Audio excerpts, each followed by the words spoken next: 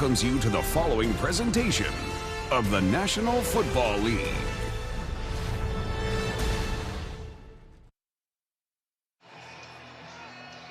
Yes, it's breezy and brisk. 34 degrees here in Pittsburgh as we get set to get started. Let's go down to Tracy.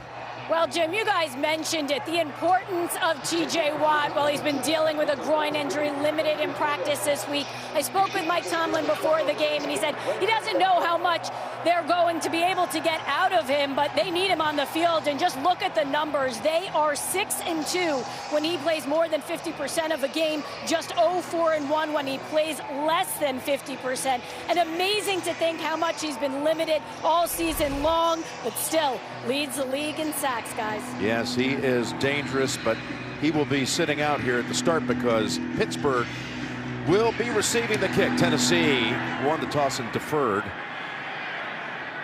And it's over the head of McLeod, and here we go. I'll be anxious to see T.J. Watt, the defensive genius. Here's the offensive genius all the years, Jim. Yeah, well, he just needs 27 yards to move into 5th all-time for passing yardage, to move past Phillip Rivers. But the big question is, this offense has not produced a first-half touchdown in any of the last 3 games. They've been outscored 61-6 in the first half of the last 3 games. It's just been incredible slumber at the start for this team. Blue 80. And he's going to play action fake and throw on the run. And he connects with Deontay Johnson for a quick gain of 16. Well, they just heard you, Jim, and they said, hey, wait a second, we're going to change we'll that. We'll show you. I'm going to go right down the field. Johnson, one of the more unguardable wide receivers in the NFL, and I think he should be in the Pro Bowl, Jim. I'm saying it right now. He should be a lock, and I hope he is, because he's so talented and gifted. He's kind of under the radar across the country. He is. He shows it every week, and with that catch, he just went over 1,000 yards on the season.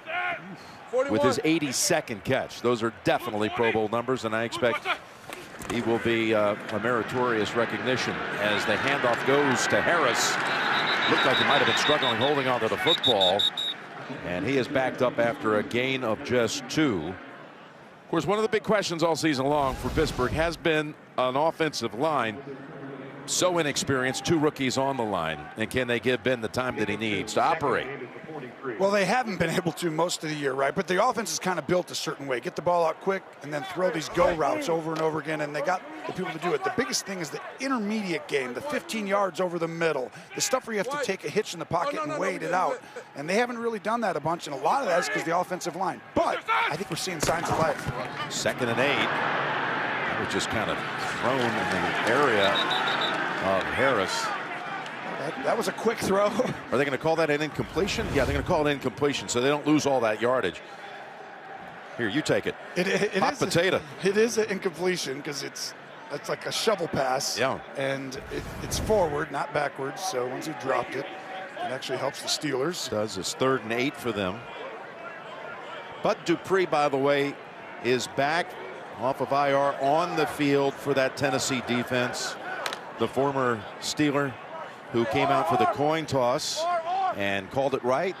And Ben was out there too, gave him a big hug, his old teammate. There he is standing up now over the left tackle on 3rd and 8 as Roethlisberger goes down the field. Oh my goodness, did he hold on? Claypool incomplete. Well, they kind of get Ben with a double team, but he throws a perfect back shoulder, so you have a safety on top. And almost an incredible catch right there. It definitely hit the ground. You'll see it from here. Yeah. So. Great job by Maben right there, wasn't it? Just to be able to rip that out. It's like he really had it. That's great technique. Strong hands took it away. And here's the kick. It's a short one by Harvin.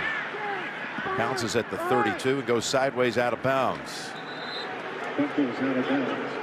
So Tennessee deferring at the top wisely. Just a 26-yard punt. And Ryan Tannehill will find a helmet and get on the field when we come back.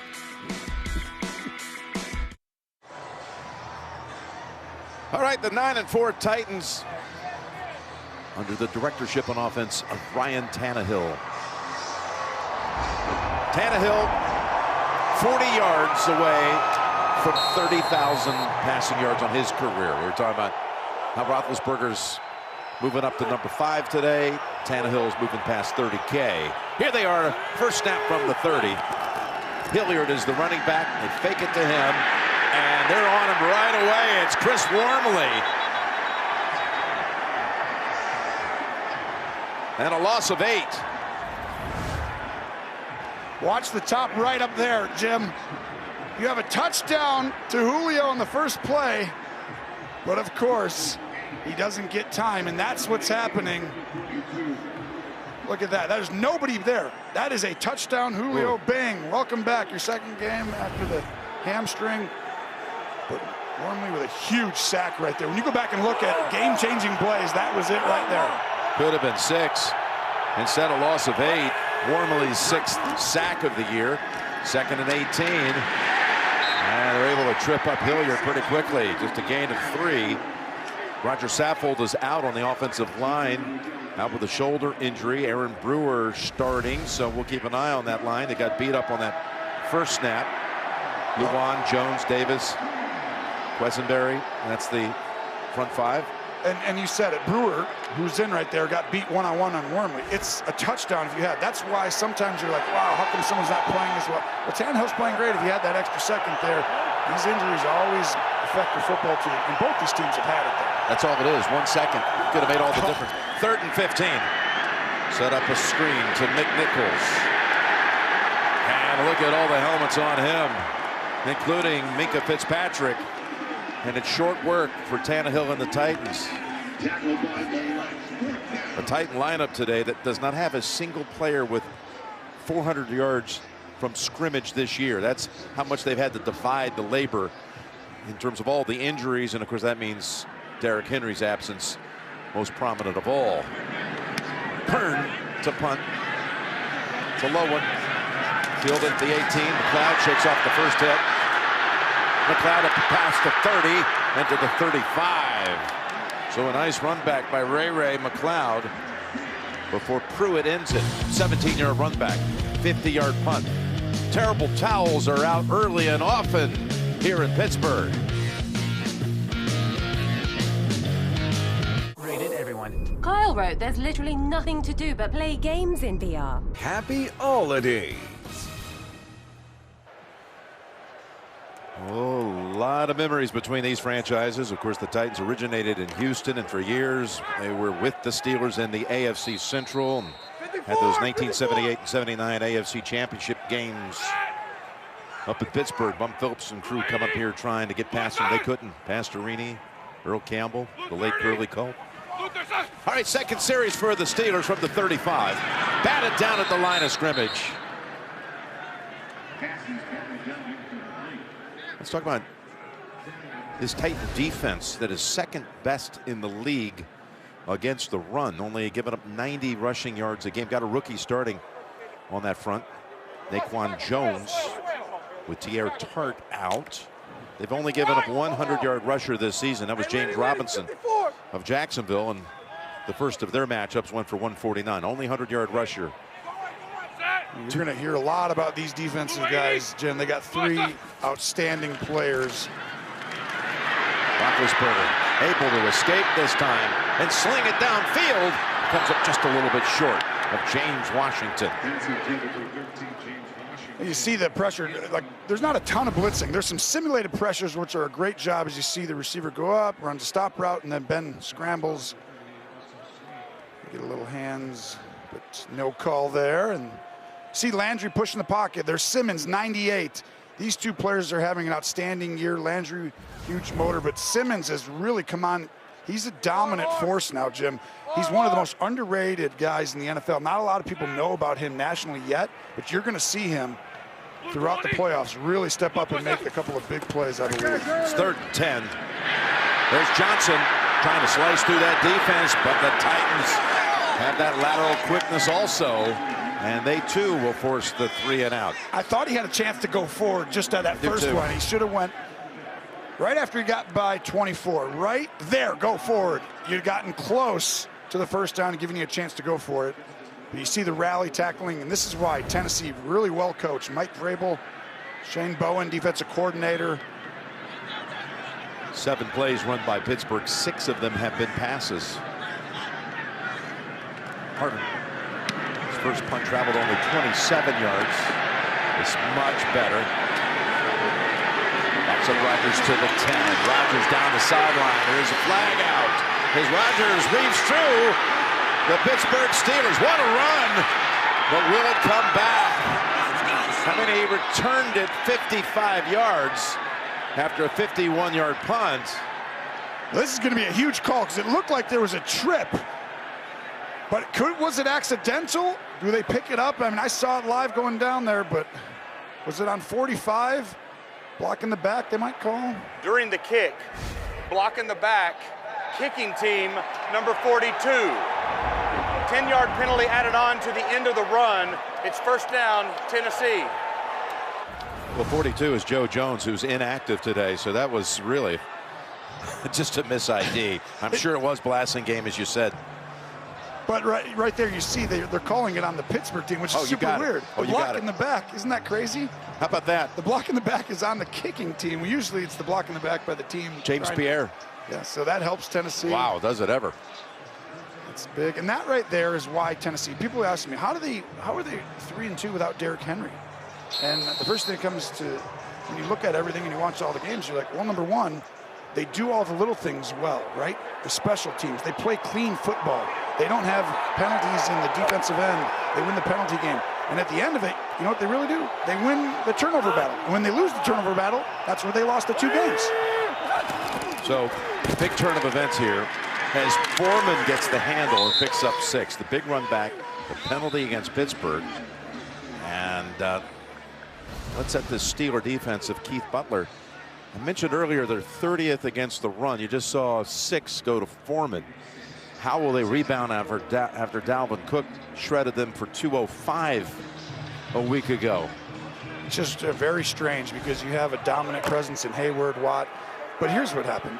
I give Butler and Tomlin a little bit of a pass this year because they've been so down for so long. But you also started the year with Alu. Right. He's out. Tuitt, he's out. Well, that's 2 guys inside. Here's the pass for the first down, and it is a catch enough for the first. That's Hilliard with the catch. By the way, the previous play, Foreman did limp to the sideline after the 6-yard carry. Tony, let's get your report here with Tennessee on offense. Well, Tennessee's offense is run early, run off, and you're going against the 30th ranked run defense. And teams who have success against Pittsburgh, they're able just to run it on them, and it just shortens the game. And then all of a sudden, Steelers have to pass. And this defense, get back to Blitzburgh a little bit. And when I say that, I mean, let's pressure these run pressures because they are playing their single high coverages, but I want to see these linebackers start to rush early and often as well. Hilliard gets the handoff up the middle for 2 more. So what they used to do, Jim, and a lot of it is injuries, right? So it's like when you get new people in, Spillane being out hurt, he's kind of that tool belt. He can go everywhere. But I think they just need to, like, create confusion. See, once you're 30th in the league, you need movement up front. You need to slide. You can't just win. They've always been able to win with just size, Alu Tuitt, Hayward, Watt. You know, they had Bud Dupree last year. Here's a 2nd and 8 from the 12.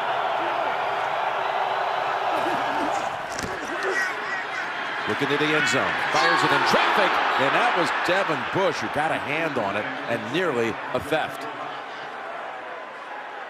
Pass intended for Swaim. Well, here we go. This is a great job. We talked about simulated pressures a second ago. It's only a 4-man rush, but you're going to feel this pressure by the quarterback. You have time, but he fires it in there, and that zone coverage, as Bush is reading, it's Tampa 2. That means he reads the quarterback's eyes, and he should have intercepted that. Right in his hands. All right, Hayden. Down at the bottom of your screen, he's on Julio. It's a 3rd and 8. They're coming after him. Tannehill gets rid of it. McNichols. What a move by McNichols. He's going to be about a yard short. Whoa. He cut back middle. He's injured. Picks up 11. Took a big hit at the end, right at the very end of the play. Looked like Millette had a play on him that could have possibly stopped him short of the first. And now even Mike Vrabel will march out here to see what happened to his running back. Watch Hayward, 97. It'll be right here at the end. I think it's his knee when I was watching down there. Let's see, right? boom, that knee just hit him. Right in the neck area. Ouch. Timeout on the field here in Pittsburgh. Your favorite teams. Oh, he breaks free. Touchdown. Never miss a moment. The CBS Sports app. Download it today.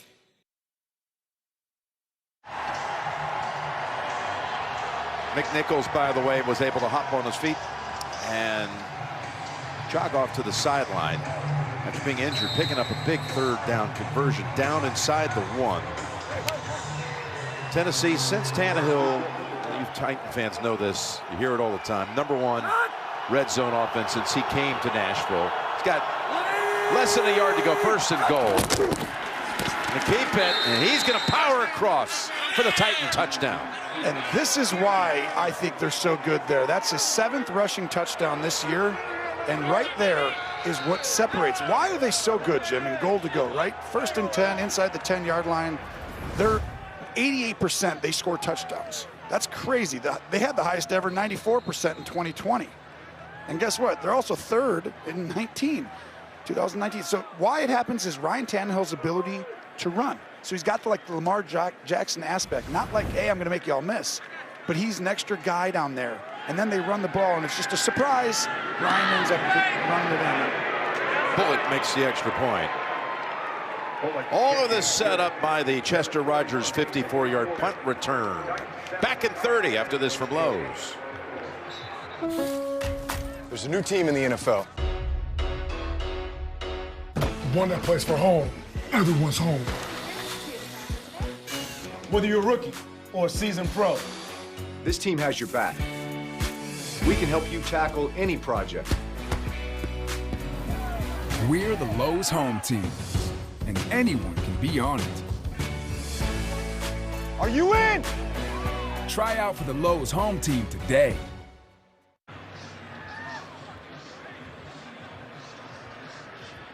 Tony, you mentioned the 7 rush touchdowns by Ryan. That's 2nd most among quarterbacks in the league for the season since he became the Tennessee starter. 18 rush touchdowns. Jalen Hurts has the most for 2021 rush quarterback touchdowns. Well, that's the way. So picture Derrick Henry being there for these last 3 seasons when they're rolling 4 seasons. But they're sitting here going, okay, Ryan's in there. We're going to hand the ball off to Derrick Henry. Oh, guess what? We're going to have a red cross, Jim. To help people affected by the southern and Midwest tornadoes, text tornadoes to 90999 to give $10 to the American Red Cross Southern and Midwest Tornadoes Relief.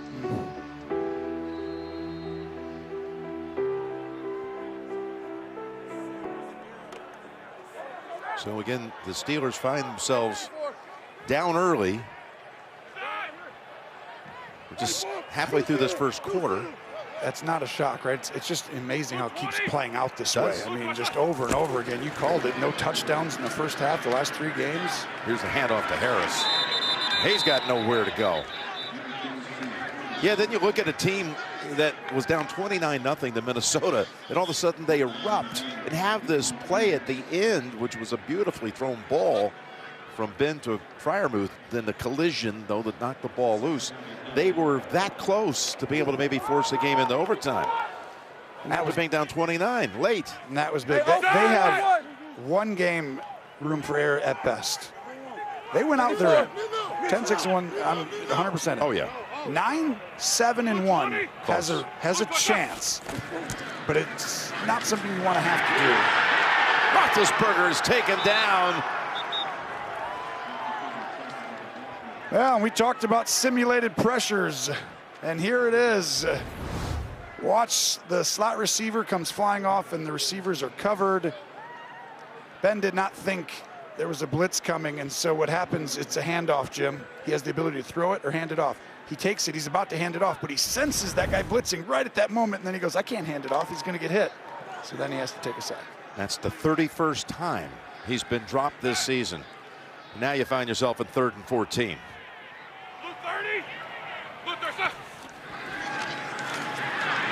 Set up a screen, and it's wide of the mark for Harris.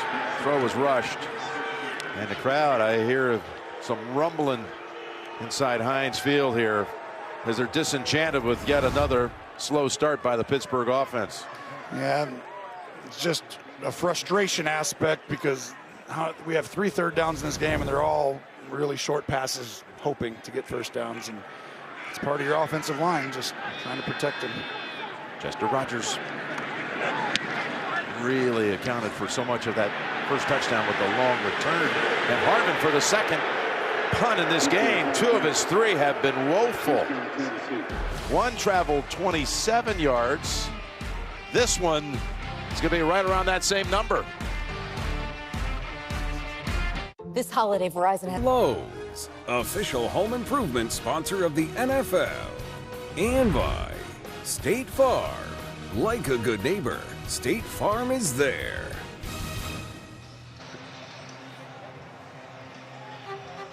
You can watch the premiere of CBS's new family medical drama Wednesday, January 5th, Good Sam, starring Sophia Bush and Jason Isaacs. Good Sam, Wednesday, January 5th on CBS.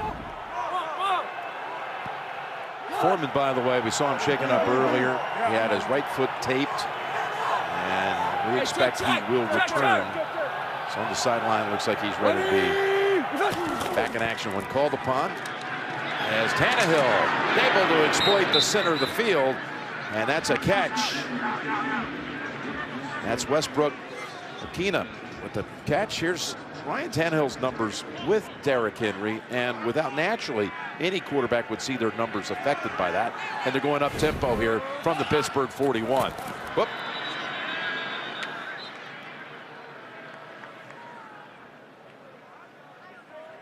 Well, I think that's encroachment. Defense, number 97. 5-yard penalty, first down. Of course, that foot fracture, the surgery for Derrick, you go back to, it happened on Halloween Day, October 31st, surgery a couple days later. Mike Vrabel really careful about what he wants to say as far as when he might be back. He doesn't know the answer. That's fair. It could be, though, there's speculation swirling, could be 2 weeks just in time before the playoffs. What a boost that would be for a team that could even, without him, still earn the #1 seed here in the last month of the season. Again, with a win today, they would move into the top spot. That's a handoff to Hilliard.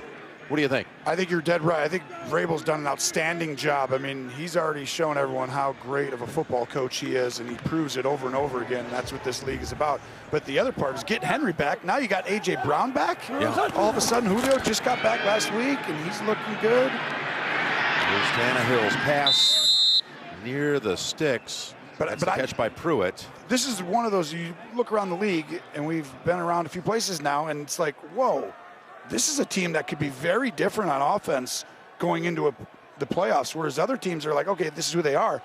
They have a chance to really be like at their best, at their peak, and that's just rare going into the playoffs to be better than you were at any point during the regular season.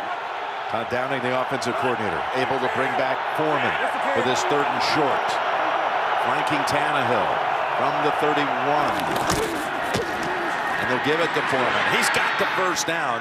He's down to the 24. Tracy, down to you. Well, Jim, we saw Jeremy McNichols getting hurt on that touchdown drive. He has a shoulder injury, but they are hoping he can come back out here and play. They are calling him probable. Okay. Meanwhile, Foreman with a nice run. They're excited about having Deontay Foreman. Coach Vrabel familiar with him, overlapping Foreman's rookie year down in Houston when he was on the staff there for Bill O'Brien. I think that last play, a lot of it was Tannehill, right? Hayward had to go right at Tannehill, and that helps Foreman, but Foreman's a good player. Oh, he drops the ball right on that cue.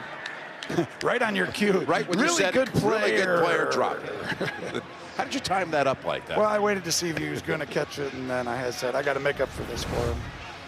Simulated pressures, and right now Blitzburgh's getting back to it. And you see that's a screen, which I don't know would have gone too far with Watt right in front of you, but I like what Pittsburgh's doing right now. I know that they've given up that touchdown, but I do think they're getting back to, you know, they should have intercepted on that touchdown drive. Devin had it. Devin Bush had it. 2nd and 10. Fawcett, Hilliard. Nice blocking on that side. Runs into the back of Luan, who helped clear that way.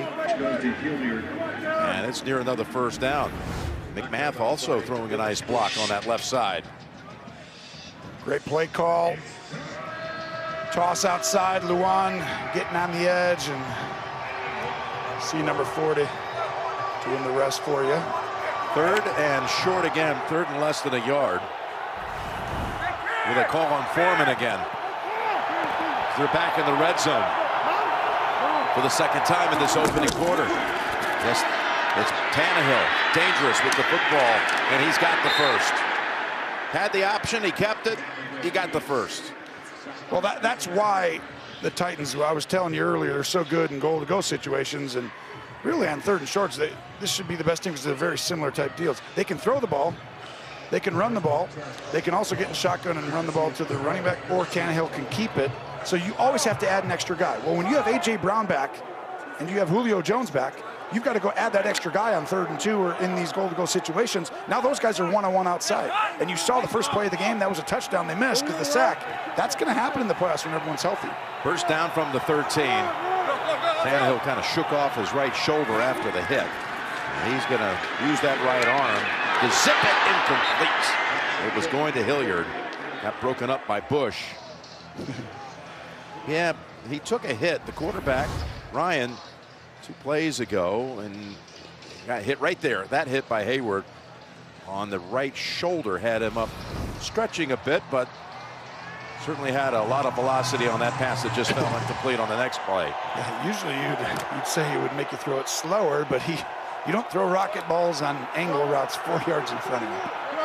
Foreman is the running back, the tailback.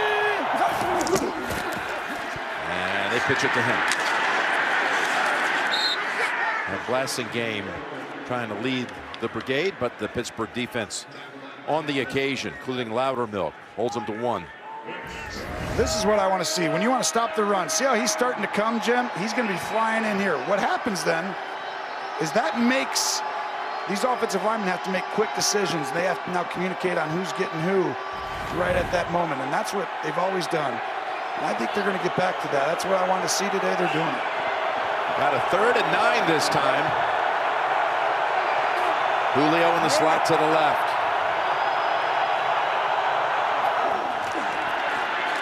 Tannehill completes it, but written down right away by Marcus Allen. The catch made by Hilliard. They hold him to 4, and they'll go for the 3. Good job getting the ball out right there. But 27, this is where coaches spend so much time throughout the week. So when you're on defense, you're going to go up here and say, we want Allen, 27, to be right behind on 3rd down and guard the running back. Well, you're not going to put him there in the running game. But that's why all these packages come in on 3rd down, so you have a good matchup, and you covered him there. 26 yards. Kern the holder. And Randy Bullock right down the middle. Actually might have hit the upright off the Jumbotron. You're just seeing double vision. 10-0 Tennessee. You got her the perfect gift. Heinz Field. The Steelers down 10-0 here with a minute to go in the first quarter. The last 5 home games have actually gone 4-0-1, with the last 4 games in that sequence coming down to the wire, beating Seattle in overtime, Chicago by 2 points. What a game that was on a Monday night. They tied Detroit. That was a game Roethlisberger was out. And then we were here 2 weeks ago when they beat Baltimore by 1. Ravens went for 2 at the end, tried to go for the win, and was stopped. Oh, what a game that was. Here's McLeod coming up to the 8 to field it. Contact at the 20. And he's tackled down just short of the 30. McMath on the tackle. Considered the league's most prestigious honor, the Walter Payton Man of the Year Award goes to players who have exhibited not only excellence on the field, but great passion to impact lives beyond the game. This year's nominees for Tennessee is Derrick Henry. For Pittsburgh, it's Cameron Hayward. The NFL Man of the Year will be announced Super Bowl week at NFL Honors Thursday, February 10th. You can learn all about this year's nominees by visiting NFL.com/Man of the Year. Those two have one thing in common when I see them. They're both like a man amongst boys, even in the NFL a little bit. They're both impose their will and size on their opponent. Here's Johnson. And he's going to pick up 11. Got a nice block from Freiermuth. So that's the second biggest play of the game for the Steelers after their first play of the game that went on a completion to Johnson. Let's go to Tracy. Well, Jim, you talked about it. Derrick Henry rehabbing right now in hopes of getting back later this season, and he was able to find some time, though, still to host his annual toy drive in his hometown of Yulee. Volunteers from his 2 All Foundation passed out toys to over 500 kids. Henry will be passing out toys again this week as well, all in hopes of helping kids receive an equal chance, Jim. Wonderful work by Derrick Henry and by Cameron Hayward, what they've done in their communities. We know they're both premier football players, but citizens and community leaders as well. You saw a short run there for 3 yards to Najee Harris. To 2nd and 7. Tried to get this drive started with a little trick play, and it worked for a first down to Deontay. Hurry! Sit on! Fear! So he's trying to assess if he's coming. He's come a few times, so when he doesn't come, you can run that way. When he blitzes, you can't do it, so he's always trying to assess him, and then he calls the play. Last play of the quarter goes to Johnson. Now he's near the first. Ooh, he's got some ability. Yes, he does. He's able to step past Buster Screen. The first quarter has ended. Another slow start for the Steelers. The Titans lead it 10-0 after 1.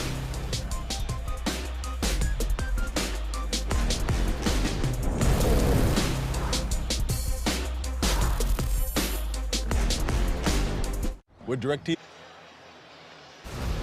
We're back at the first quarter numbers. You see the 37 total yards by the Steelers.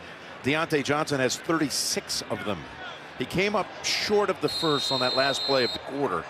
So it's 3rd and now it's a full yard. 3rd and 1 for Pittsburgh to start the second. Jim Nance, Tony Romo, Tracy Wolfson on site here in Pittsburgh. Oh, and there's moving on that right side. Trey Turner. Ben making an appeal. Well, what happens is it's really smart. Tennessee is going to shift their defensive line, Jim. So they're going to walk up and they're going to yell. So you basically say, it's illegal to try and simulate the cadence. Offense, number 51, 5-yard penalty, 3rd down. So you can't say set hut or something. You can't say that on the D-line, but you can say move. And then all of a sudden move. The D lineman says that, so they all move down, right? Well, that catches one of the offensive linemen and gets them to false start. And teams who are well coached, they do that at the exact right moment. So now it changes everything. 3rd and 6. Hey, heavy Titan. Claypool on the near side. It's been targeted once.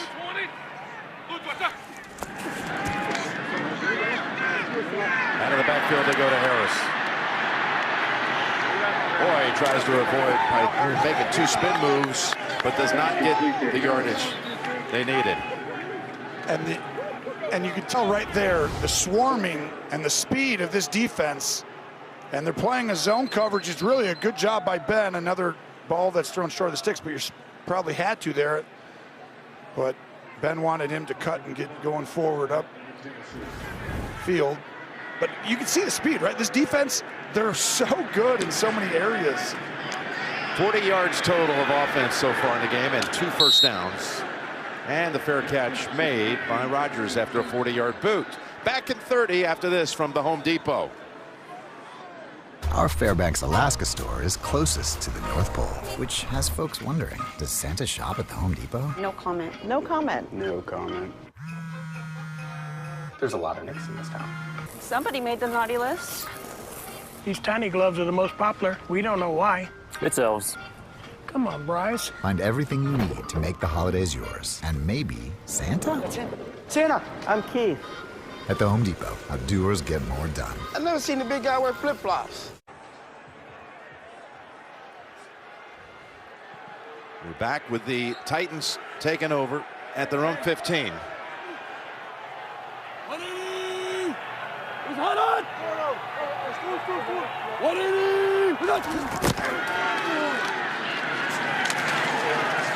And that's Foreman for about 2. Here's the next gen stats powered by AWS. Well, what happens, 63% of the snaps when Derrick Henry was on the field, they faced single deep safety. That means one guy back. That's the highest in the NFL. Well, what that allows is your receivers to be one-on-one. Since he's been out, they've faced single high deep safety 53% of the snaps, which is now 10th highest in the NFL. Here's Todd Downing. Took over for Arthur Smith, who of course took the head coaching job at Atlanta. He's had to work with so many different lineups, so many different players. Patchwork, good work. And the handoff goes to Foreman just across the 20. They'll have third and about 5 coming up. We were talking to Mike Vrabel just yesterday, and we got a pass play coming up, and one of his big concerns is you've harped on it already. We just have to protect them better. Talking about Tannehill, who's been the one steady, the one constant this season with all the changing pieces. Yeah, I mean, there's been a few too many turnovers compared to the early part when they had Henry, but he really has when he's there. He helps them because you have to account for a guy in the run game. If he fakes a handout, it goes. Well, this is a little deep, so they're going to have to throw the ball in this one. That's what Pittsburgh wants. By the way, McNichols back in after that early shoulder injury. What a pass. Oh, and a fumble. Ball on the ground. And is picked up by Minkah Fitzpatrick. Well, this is I mean, so many things to talk about on this play. The first one's the incredible rush up front, and then the next one's going to be the great throw by Tannehill, and then the great strip. It's Ferkser who made the catch and then coughed it up, and it was Schobert who blitzed and forced that quick throw. It looked like it was Marlette who forced the fumble. And you see Marlette right there trying to get that ball out, and he does a great job with it. And I mean, Tannehill stood in and threw a great ball under extreme pressure. And Ferkser with a good route catch. But this is why the games, when Tennessee has lost in their last 5, if they win the turnover battle, they win. If they don't, they've lost. And in the games where New England, Houston, Tannehill thinks maybe it wasn't a catch, but he seemed to make a couple, 3 steps. That's the most catchy thing I've seen in some time. Yeah, that is a football move and some. And that Schobert with that pass rush makes the ball get out quickly. The thing is, Tennessee's up 10-0. You feel like it's no big deal, right? You can turn the ball over. But weirdly, like, think about if that's a first down, they're moving the chains, they're going to be at midfield, right near there. And then all of a sudden you're like, whoa, and they go down and score. It's 10-7. It should have just been at least 13, something closer, maybe 17. Oh, here they come with a little trickery. Back to Claypool. Claypool down to the 23. His helmets are flying. That was Evans who lost his hat. But Claypool picks up 12 and a first down. And Claypool, you could see Najee Harris, 22, does a great job with a block right there. But Claypool, you can see his size and speed, and you can also see how physical this sport is. Wow, that was a physical tackle. False start. Offense, number 76. 5-yard penalty, first down. And by the way, Ben Roethlisberger, we mentioned it at the top, how he could move past Phillip Rivers on the all-time career pass yardage list. He has done that with now 41 yards passing here in the game. And that puts him 5th all-time. He's done, of course, all of it with one franchise. Which he has a lot of records when you get down to it for a quarterback who's played his entire career for one team. That's a 3rd pre-snap penalty on the Steelers. 1st and 15. Ben took a hit. Ben is down back at the 38-yard line. He was walloped as Harris tried to fight to get back to the line of scrimmage. And this crowd saw it, and they are voicing how they feel about that right now. Well, that was by Jones. Number 90 comes flying in. But remember, they run all these RPOs, so sometimes he pulls it out. And this one is really late. But that is a big person hitting you. That's really close. That could have been called right there. Rookie from Michigan State comes off for the next play. 2nd and 15. Blue 20. Blue 20. Fryer move. As if you couldn't tell. Muth ringing through the stadiums. Concourse levels and all. Gain of 11 for the rookies. Now 46 catches on the season. And a good second-round pick indeed out of Penn State. It's 7 receiving touchdowns. That's up there near the top for the tight ends in the league. Top 5. Here's the pattern, the fly pattern to McLeod, and that was well covered. Buster Screener they just picked up here in the last month. Not a pick last week. Had airtight coverage on that one. Another RPO. You could hand it off. Ben elects to throw the ball. And I thought he threw it just a hair early. You know, it's like you got to see the angle of the receiver. Try to hit him on the fade. Doesn't develop. And it's going to be a 36-yard attempt for Chris Boswell.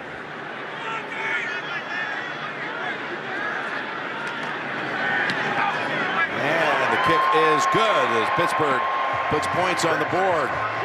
Off the Ferkser fumble. That turnover keeps them in it, Jim. 10-3.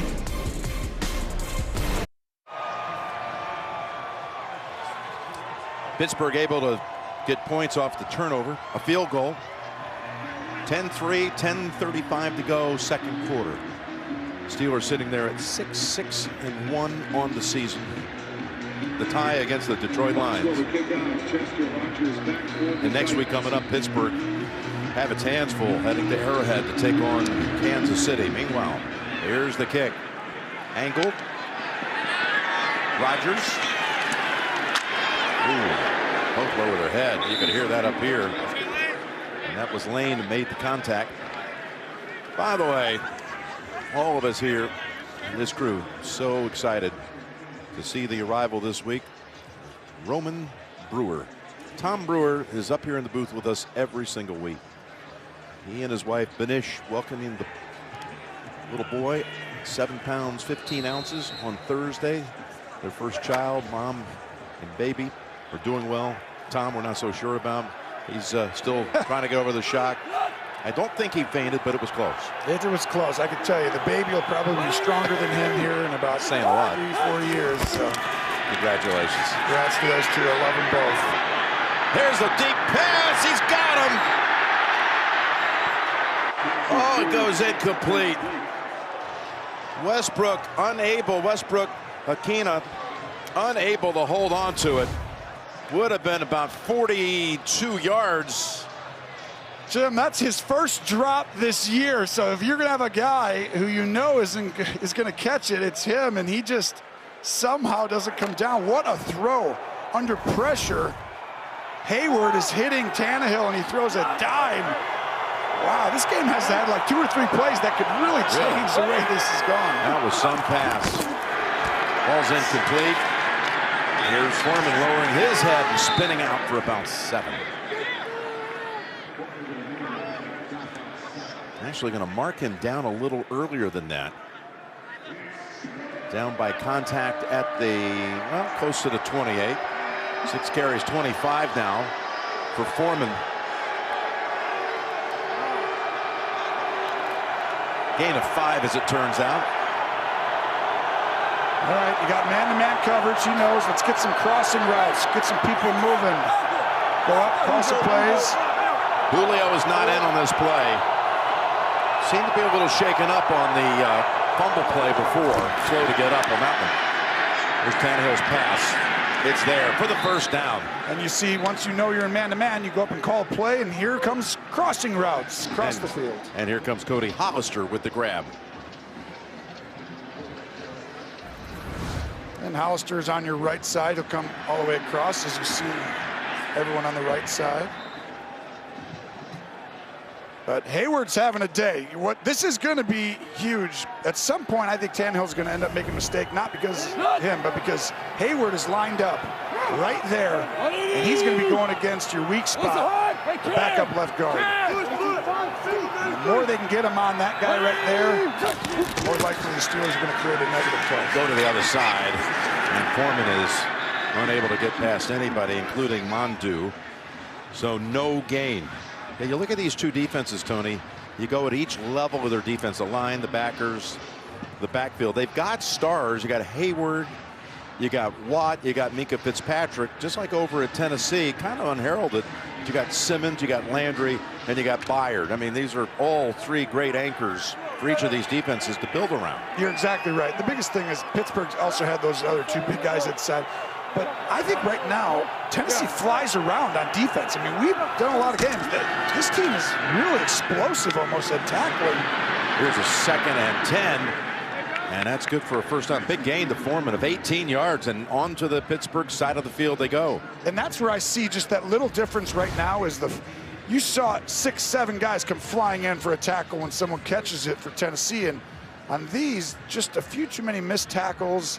You know, that those 4th, 5th, 6th, 7th, 8th guy on that defense who's starting, they're just better at Tennessee right now than Pittsburgh's guys. And it's a byproduct, and you got to say, great job. You got to coach that.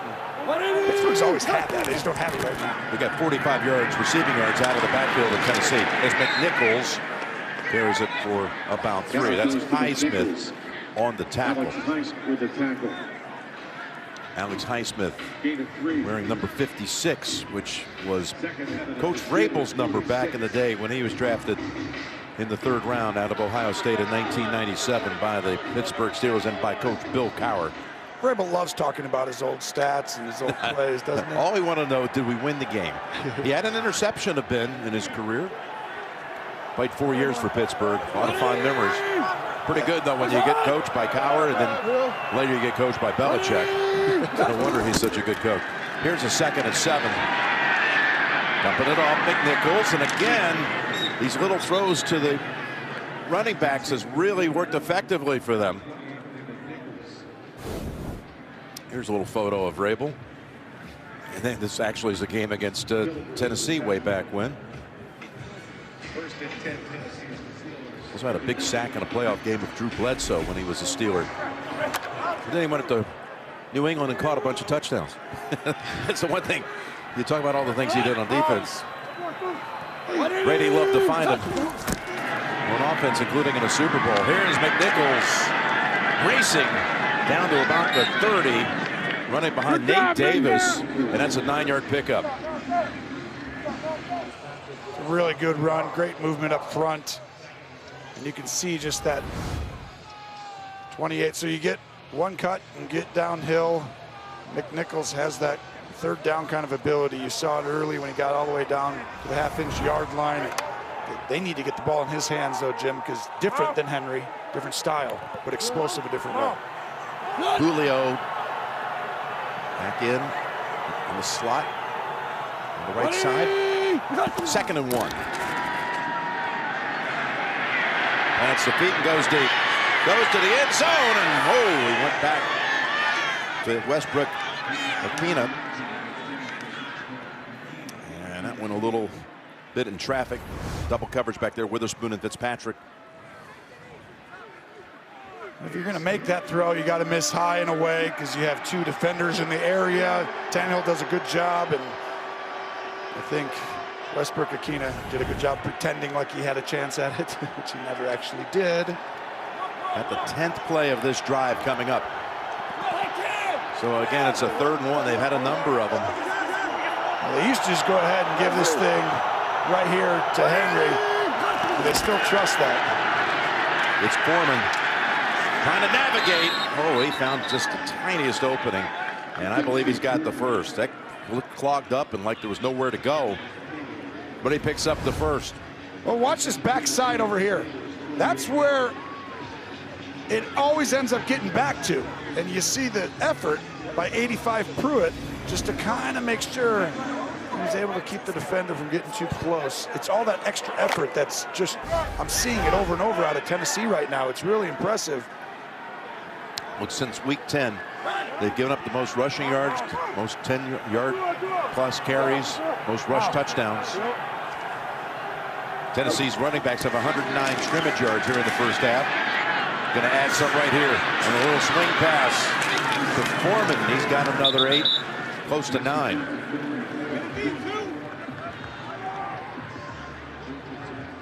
Haven't had a chance to call T.J. Watt's name too often today because they've been doing a lot of different things, couldn't get the ball into the hands of these backs in the passing game.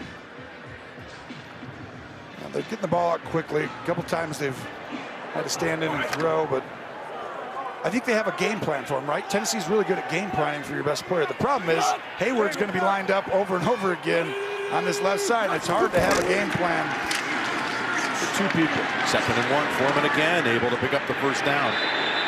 Flag on the play. Marker out. We'll see what Bradley Rogers' crew comes up with here. That's probably somebody blocking T.J. Watt, 87, I'm guessing. If Swaim is trying to block T.J. Watt, what do you think? No hold? No hold? Okay. There's no foul on the play. I'm going to say there's no foul. 3rd down. Just that 6th sense that you have. 1st down. So it'll be a 1st down. There's a no call after all. Right there. Swaim. Watt's kind of holding him. Hey, he's pulling him down. I think it on was the front of the shoulder pads. I don't think it was either way on that view. I think it was a good no call. They've held the football now coming up on 7 minutes on this series. They bring in Kendall Lamb, 71, as an extra lineman. 2 tight ends. McNichols, the running back.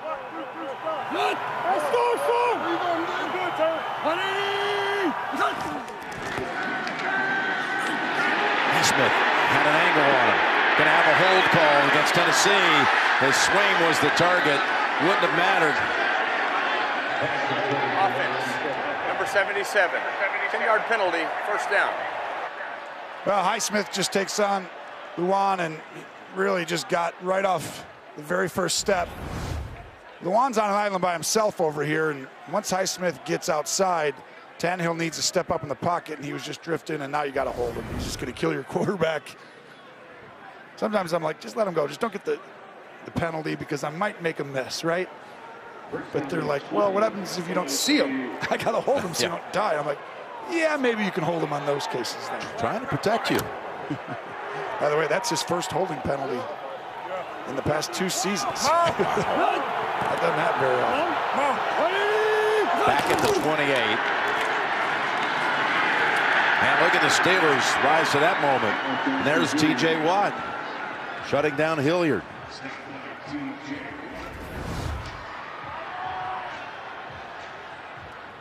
Watt setting the edge. And that's the thing. If you have a guy who can actually set the edge, which means turn it back inside. Do not let him keep it going out wide.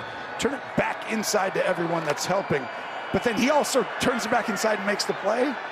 Well, that's a special player, as we all know he is. Titans have 5 first downs on this drive alone. Steelers have 3 for the game.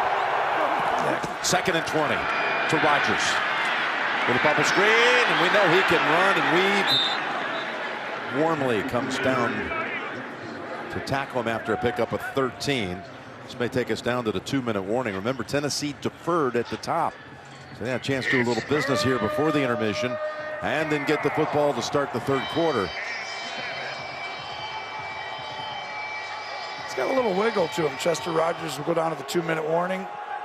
I mean, that was nice. It was like a little slot receiver. It looked like that perfect little returner kind of guy. His presence has been felt in this game with that big return to set up the first touchdown. 2 minutes to go in the first half. You're watching the NFL on CBS. Continues today on CBS, Fox, and NBC. And don't forget, tomorrow, tune in for a special Monday doubleheader on NFL Network, ABC, and ESPN. You got the Raiders-Browns, then you got the Vikings-Bears, and then 2 more games on Fox Tuesday night. Washington and Eagles, Seahawks and Rams. Plus, you can stream games on mobile with the Yahoo Sports and NFL apps. Come out of the 2-minute warning. And look at the time of possession. In fact, they've had the football on this drive, the Titans have, for more time than Pittsburgh has the entire first half. Wow. 8:35 on this drive. But now it's a 3rd and 7. Watch right there. See the guy with his hand on the ground right there? That's Hayward. He's going against the backup Brewer. They got to give him help. Tannehill from the pocket gets the first down at the 4-yard line. A gain of 11 to Ferkser. Outstanding pass protection.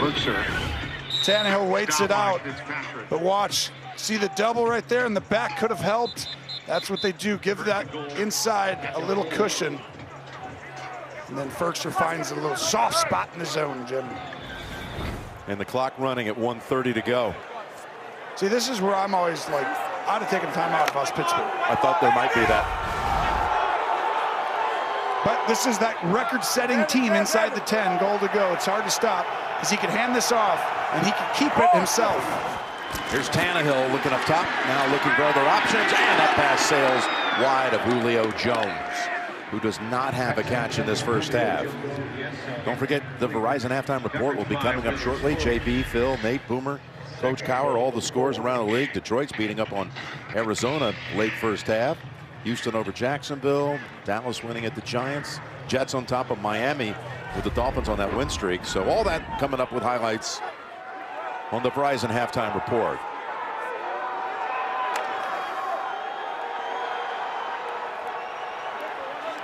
Second and goal. Flag of the play.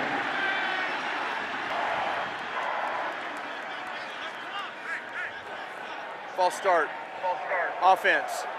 Number 62. 5-yard penalty. Second down. The previous pass play, Tony, went to Julio. He was never really close to being caught, but he hasn't caught a touchdown in over 400 days. Well, look at this. Go ahead and play this. They're going to go cover 0. This is 2 plays ago. You just talked about the pass to Julio, Jim. They have to run cover 0. They need Julio to win on these routes, and that's huge having him back and Brown because teams down here, they can't stop the running back and Tannehill from running. He's going to be one-on-one on a lot of these. Here's the throw back to the 4, and Westbrook Akina has it for a gain of 5. Got the penalty yardage back, and it's 3rd and goal, clock running. Here comes that crazy record pace of 90% almost inside the goal to go. 1st and 10 touchdowns. 23 touchdowns in 26 go-to-go situations. That's crazy high. And they're the only team who's better than them is themselves. Can they do it one more time? They've got to pick up 4 yards to the goal line. But they have a ton of options. I just told you. If they come after you, you don't. If not, you fake it, you move around, and then you just throw it to someone in the back of the end zone. Tannehill, he has the time, and finally, they get to it back at the 15, and it's T.J. Watt and Greg Hayward. What a superhuman effort by T.J. Watt. This was a hold and everything, a double team. You're going to see Watt on the other side come in right there. I mean, he was literally getting held, but Hayward pushed through the middle. You know, Cam is having, you look at some of the stats from his position group, Cam Hayward is ranked in the top 2 in the league. He's having maybe his best year in his 11th year. It's crazy. He's dominating up there, and right there you saw that matchup was key to the game. He's going to continue to go against that side. You got to get that ball out faster. But that's where mistakes happen, right, though? When he gets in there, it's like probably better that he didn't let that ball go. Timeout called by the Steelers. Again, the Verizon halftime report coming up shortly. JB and the crew getting all set to deliver the highlights, all the goods. Coming up from the studio in New York on the Verizon halftime report. Bullock comes back out for a field goal try. Good from 26 yards in the opening quarter. This is 32 out. Randy Bullock adds 3 more. Now 22 of 26 on the season.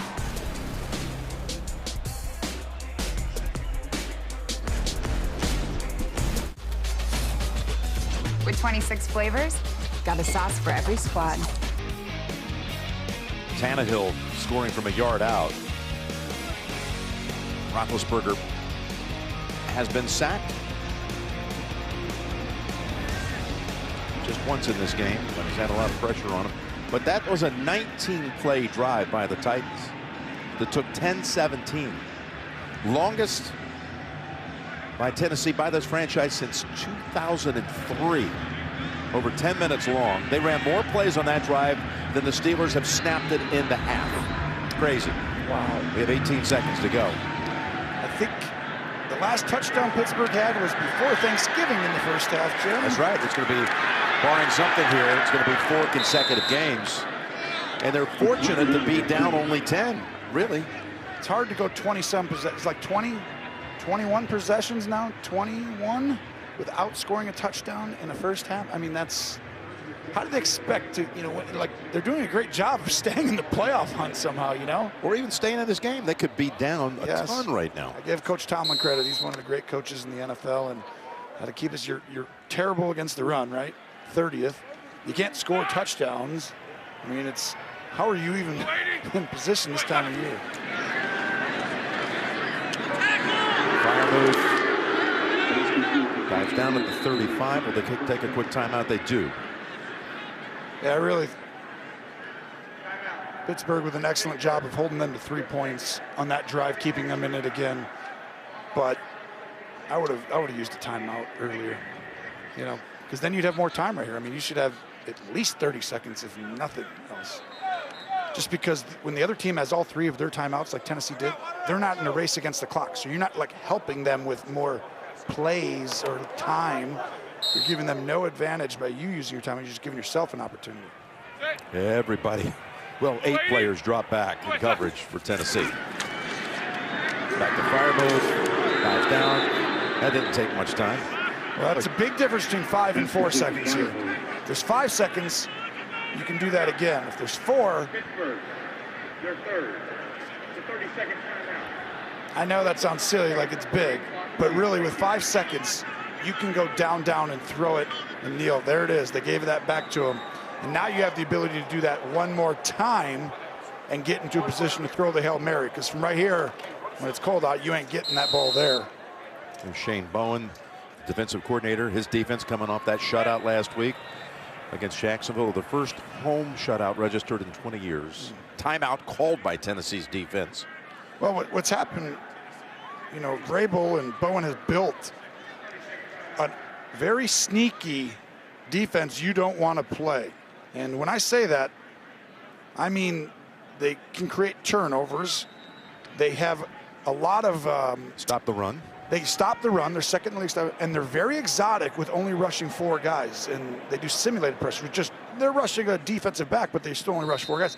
But their coverages are really hard to decipher, and they play all of them. They like just go right down the middle, cover 3, 4, 2. Cover 1, and it's like you never know which one's coming, and they're hard to decipher, and then your team flies around and plays hard. Oof. Ben throws it sideline. Washington out with 1 second. I always worry right there. That was an unbelievable play and throw. Wow. But with Washington, I was like, hurry up. You know, why are you taking your time? Well, they're going to try and kick this. They're going to bring Boswell out. Boswell is going to try one from about 57 yards. He is 7 for 7 this year from 50 plus. It's actually 56 yards. Is it downwind? Is Tracy down there? Ooh. Wendy says, Tracy says not a lot of wind. 56 yards. In this cold gym? No, you can't get it there, can you? Yes, he can. Here's Boswell. The kick. It was short. Barely. That's long in this cold.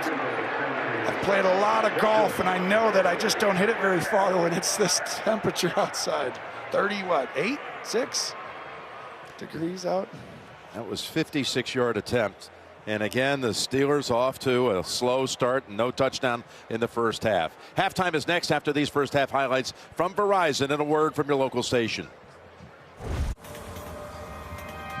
The more we do with our phones, the more network quality and reliability matter. And only Verizon has been the most awarded for network quality 27 times in a row. That means the best experience with calls, texts, and data usage of any major carrier, according to customers. There's only one best network. The only one ranked #1 in reliability 16 times in a row.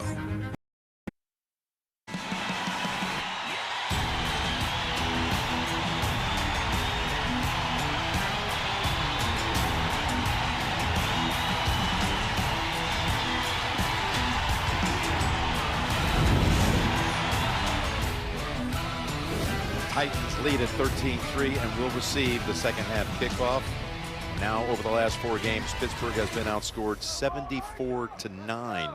3 field goals is all they've had first half of the last 4 games. Not a single touchdown. But the good news for Pittsburgh fans, it's the second half. Now you should be amazing. That's it. Now It starts going. Yeah. What do you think is going to happen again? This one's tough because I really feel like Tennessee is a complete team. It's not a fake 9-4. Now, they don't have that like crazy star power, but they actually do. Their defensive line is unbelievable. They fly around on defense. They tackle well, and everyone talks about tackling, and that's always been an MO of Pittsburgh, and they're just through injury and just what's happened this year, their offense hasn't been very good. So you're putting a lot on the plate of this defense. And we keep talking about it. Pittsburgh's defense is still okay. It's not like they're like this bad defense. I still trust them. I just think that this Pittsburgh offense takes too long to get going, Jim. It's like they got to throw the ball in the intermediate part of the field, 15 yards downfield. Same story every week, it seems. Let's go to Tracy.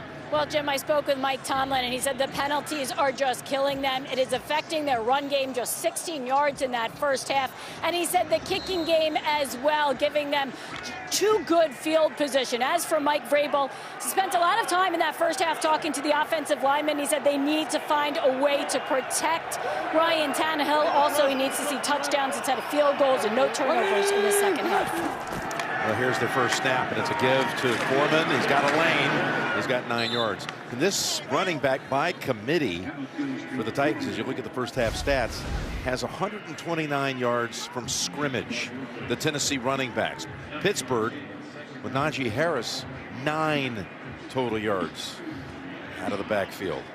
That's it. 12 first downs to 5 in that first half, and it truly could have been a lot more than just a 13-3 lead. I think the Steelers D is doing well. I mean, they've held them down inside their short fields. I mean, I'm impressed. I think the Steelers defense is going to be fine. Like every week they almost are. And this is what they got to do right here, though. They can't be giving up leads, Jim.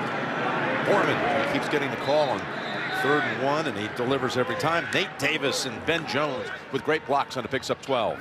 Yeah, to me, that's the one area. They work so hard. They keep their team in the game. A lot of these. Then all of a sudden, teams start to run the ball, and you see 95 gets moved down a little bit. Wormley, that's too far back. I mean, you're 5-7 yards behind line of scrimmage going sideways, just too soft. And, it's not just him. It's like everybody takes a play and does that. From the 46.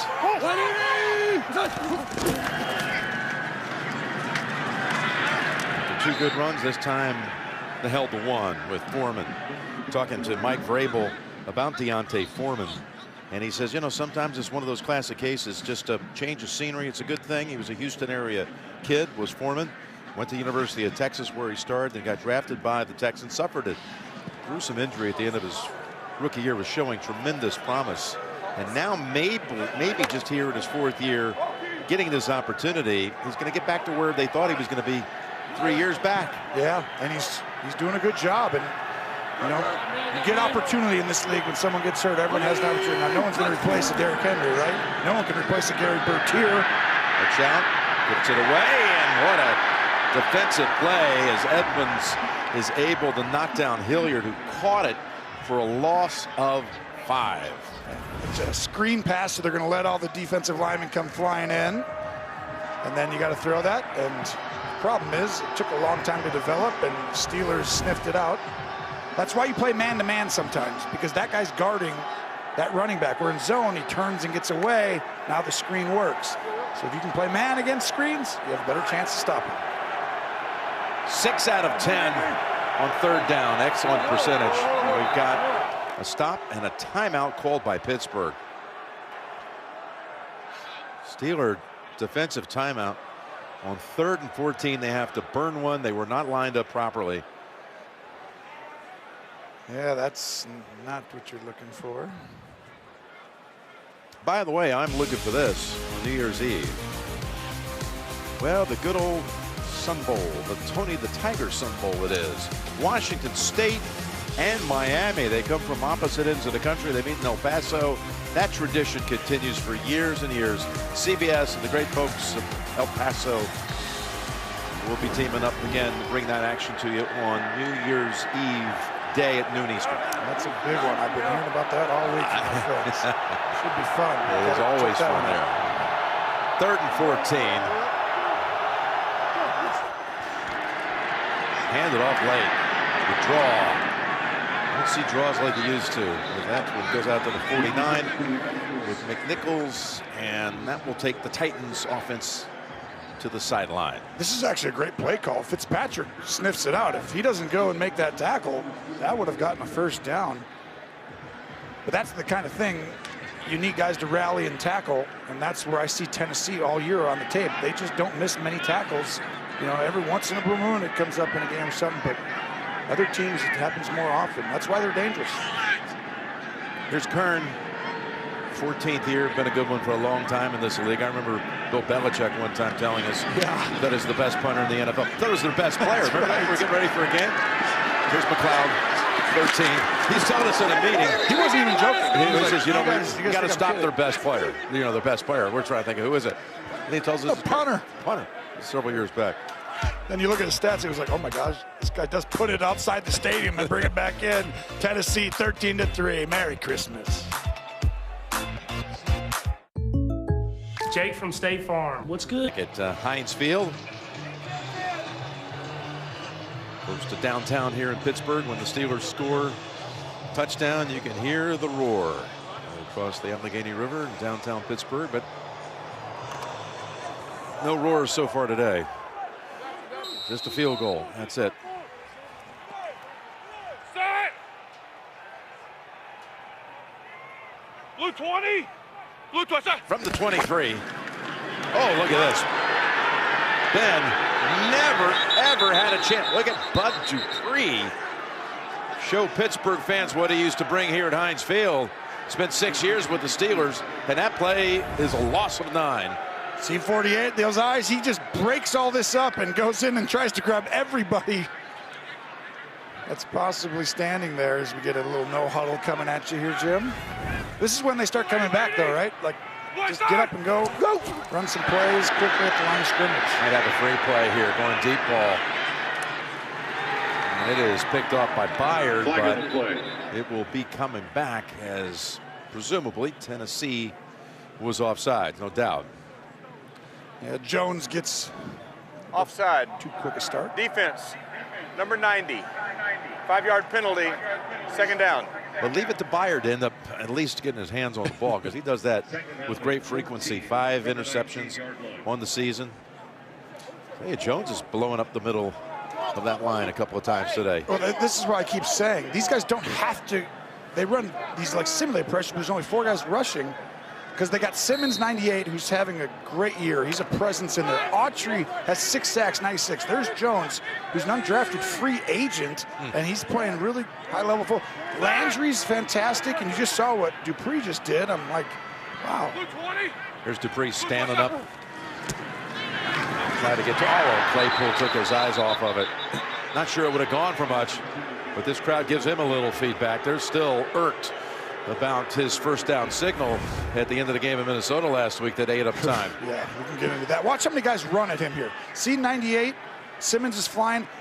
This whole Titans defense runs to the ball, and that's why you're kind of opportunistic, right? You'll get turnovers, the ball gets out. You have more guys there. They rally tackle. They don't miss as many because of that. The effort, as you see defense coordinator Shane Bowen, it's outstanding. It leaps off the tape. Now, tell me, what happened with Claypool last week? Well, I'll get to that. 0-5 on 3rd down, and they get it to Harris. And he goes out of bounds at the 25. And that's 8-9 yards short of a first. You saw that Claypool celebration. He picked up a big 4th down. Yes, he did. That might have made the difference between getting one more snap at the end of the game. It's a maturity thing, right? It's just like young players sometimes, and each guy's different. But it takes a, when you get a guy who has a ton of ability and talent, and he does. I think he has a chance to be truly special at the wide receiver position. There's Rodgers coming up. Oh, he's hit right away. He had no room to catch that. That was Pierre who hit him. And there is no flag. Wow, they timed up perfectly. Is that perfectly or is that too soon? It was perfectly too soon and perfect. Okay.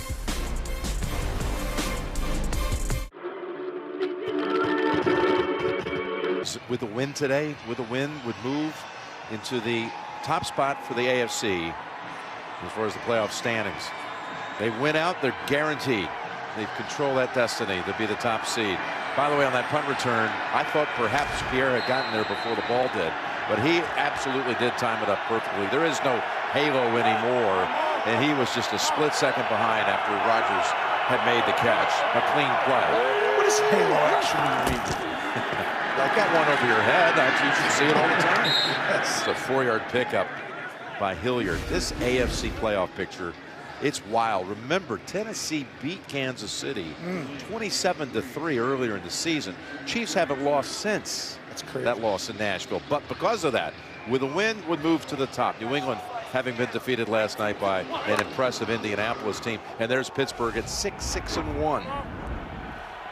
I can tell you, with the way they disguise coverages, Tennessee, on the road, you have a better chance, right? At home, that gets very difficult. And for a team like Kansas City, look at Hilliard. It opens a stiff arm on Fitzpatrick, who rides him down, but he's got another first down. There's such an advantage because you have to remember, last year, as you see this gap scheme, outside run, and good job finishing. Really good tackle by Fitzpatrick coming in. His running backs are playing hard today, but some stiff arm he delivered there. These quarterbacks, though, Jim, Mahomes, Brady, Rodgers, like, if you have to go against these guys at their place, they're so hard to beat now. Last year, remember, there wasn't really fans in the stands. Very few, even in the playoff games. It's a huge difference this year if you have to go on the road. Here's off the play action. Tannehill wanting to go deep, and he delivers a deep pass. And it is broken up. Going for Cody Hollister, but Edmonds was with him all the way. It's an excellent point, Tony, though. It's going to be a completely different atmosphere this year in the postseason.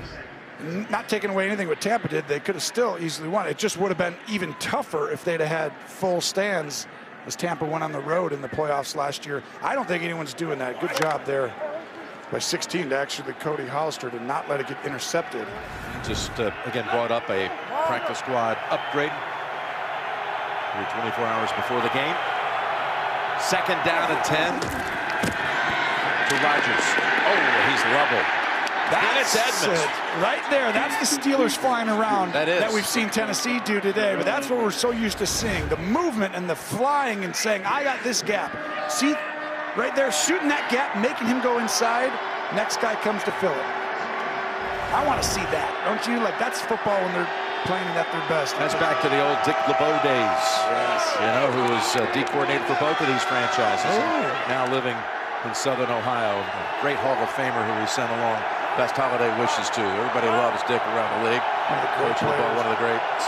And he used to roll this stuff. This guy goes down, he comes back. He stays over here, he comes down. Here's a 3rd and 13. Watt coming after him, and he is sacked back at the 18. Reopen. Tannehill, is he okay? Oh, no. Oh, yeah. He's okay. Loss of 10. Well, you're trying to give him help. It's just a really poor job by the tight end, 86. He gets out of his stance late, Ferkser, and he actually hurts the tackle. Quessenberry right there because he pushes him almost wide to help him, and he was lucky not to get hit. By the way, that goes as a sack number 17 of the season, and he's got the single season record for the Steelers. He was tied with James Harrison, and there's chanting MVP for their man T.J. Watt as McLeod cuts back the other way, and able to get some extra yardage out of it. 17 sacks, though, does break out of the tie with James Harrison and give him the all-time Pittsburgh record, and he missed 2 games. That's unbelievable, and the season's not over yet, and Watt, we see it all the time in the second half, game-changing type plays, giving his team a chance. Home and Car Insurance. Sonic. This is how we Sonic. And by Gap.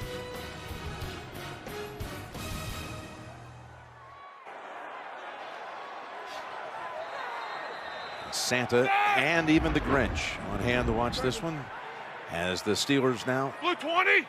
Blue 20. See if they can do something in their second drive of the second half. Gonna put one up deep.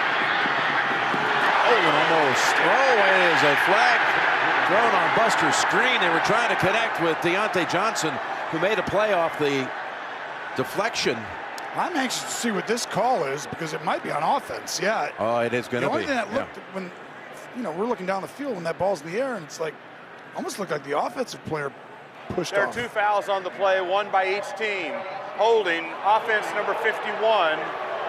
Pass interference, number 38. Those fouls offset. First down. Okay, so they didn't call OPI on Deontay Johnson. Here's the other penalty. And that's Simmons, who you haven't heard a ton from today, but he's making that ball get out very quickly. He's kind of their Hayward, Miss Simmons. He's really developed. That's a good one. Yeah. Great player. 7.5 sacks on the season. Number 98. I'm telling you, you're going to see some big moment from him as the season goes down, Jim. You know, the national fans, he'll do something in a playoff game or at the end of the season to make a big impact, and people will start to really understand how good he is. Here's a handoff to Claypool. And he is chopped up by Hooker.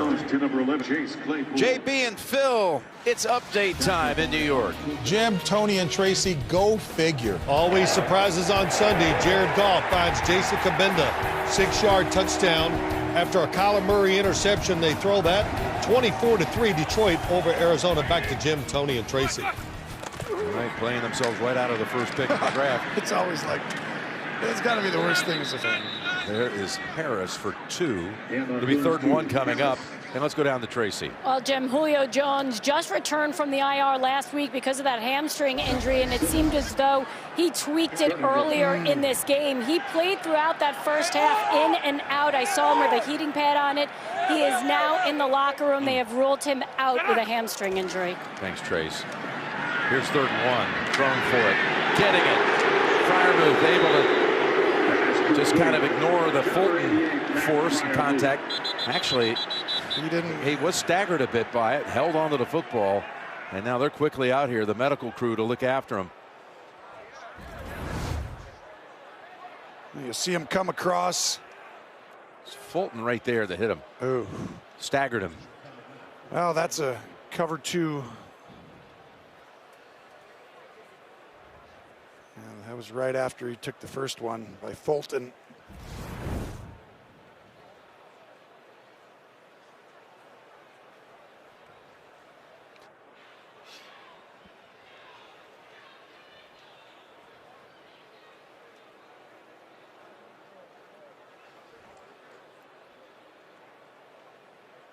We're going to take a little break here in Pittsburgh. Expecting someone else? There was a penalty on the play. Personal foul penalty right here on Fulton, and adds 15 yards on the back of that play. And Freiermuth was taken immediately to the Pittsburgh locker room. Gentry has come in at tight end. Football down to the 34. That's their first 3rd down conversion of the game. Luke 20. Luke, what's that? Here's Gentry, who just came in for Freiermuth. He runs over Hooker and lets everyone know that his presence is on the field as he goes for 18 yards impressively. He does a great job pretending like he's blocking, and it's a screen pass. He lets Landry. The key to the play was going inside. But you see the end and the physical punishing Gentry. Getting this place excited a little bit. Haven't had much to get fired up about. As Harris avoids a tackle in the backfield, and he's down to the 10-yard line, and things have livened up here.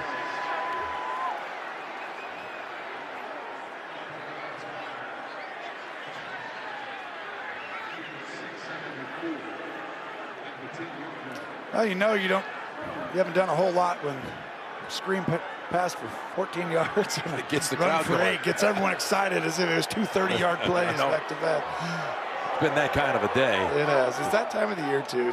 Tough nose, and that's how you have to win sometimes if your team's not as good in certain areas, right? Probably be a wild 4th quarter, like it was in Minnesota last week. Might be 7 to 10 total points in it. If you're lucky, and this could get nuts. 2nd and 3, and Claypool almost made the one-handed grab, and it's going to be pass interference on Fulton, flagged for the 2nd time on this drive. Yeah, and he was holding, but then he also grabbed the left. Claypool does a great job. Interference. Defense, number 26. Ball's placed at the 1-yard line, automatic. 1st down. So watch, he adjusts his body. Claypool tries to go inside, and right when he does that, so he kind of just throws him. That's close. I don't know. Well, what it is in the end, ball at the 1. I could go either way on that. I'm like, that is pass interference, yet he's kind of throwing Fulton as well. Big play here. You got Harris, big back. You got Ben, who's thrown a touchdown in 27 consecutive games. And you've got a timeout called by Tennessee. They had one guy short because no one was out there to double team the receiver.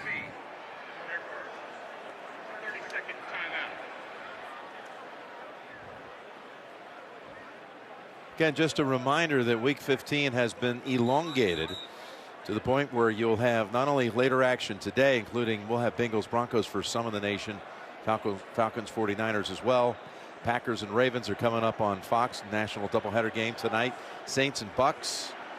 And then tomorrow, NFL Network, Raiders and Browns from Cleveland, Vikings and Bears, ABC, ESPN, Fox with a twin bill Tuesday night, rescheduled games, Washington and the Eagles and the Seahawks and the Rams all coming up. It'll be a stretch of 8 days worth of games in 10 days. 10 days, 8 games will have NFL action. I bet you there's no quarterback sneak here. $10. No quarterback sneak. Ain't making that bet. You got Najee Harris. Boy, reached for it. Ooh, that's second time. And they say no. That was very close. Okay, quarterback sneak possibility here. Let's see. I think he got in. I think it's close. I think he got in. Well, it's in the wrong hand. Oh, that's good call. So close. So close. I don't think you want to challenge. You've already burned one timeout if you're Tomlin. Watch this reach here. That is, well, that one right there. It looks like it's over, but it's just straight down the line. Maybe they go right back to him again. Ben hasn't quarterback snuck all year. Does he do it here? I still don't think so. Oh, yes, he does. He could have walked in. Is he in, though? Bigger question. Oh, they're not giving it to him. I thought he was in easily. So did I. You got Steelers are saying he's definitely in. Look at the ball, and then you say, where's the ball? Ben's not moving. Touchdown. They're going to do it. Watch. They're going to say, third down. Oh. Got to see this. Oh, he was short. Did he have the football out in time? Yeah, I'm sure. Just didn't put the ball over. So if his knee's down right there, he's short, and then he moves the ball up. Still close. All right, third try. He's like, just go line up over here. We're just doing it again, right? Keeps it again. This time he's across. Touchdown Steelers. Ben's first rush touchdown in 3 years.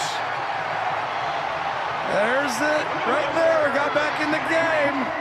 All of a sudden, the terrible towels come out, and he does his Fred Flintstone a little bit, right? You got to get the car going before he goes forward, runs those feet a couple times, and then goes boom, and waited for the hole there.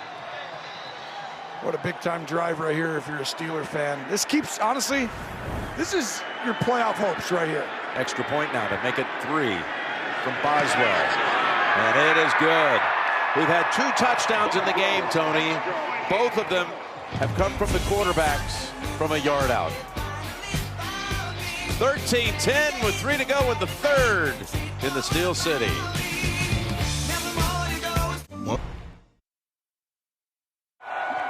The NFL on CBS is sponsored by Captain Morgan. Bring on the spice.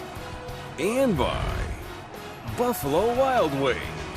To the greatest of all times.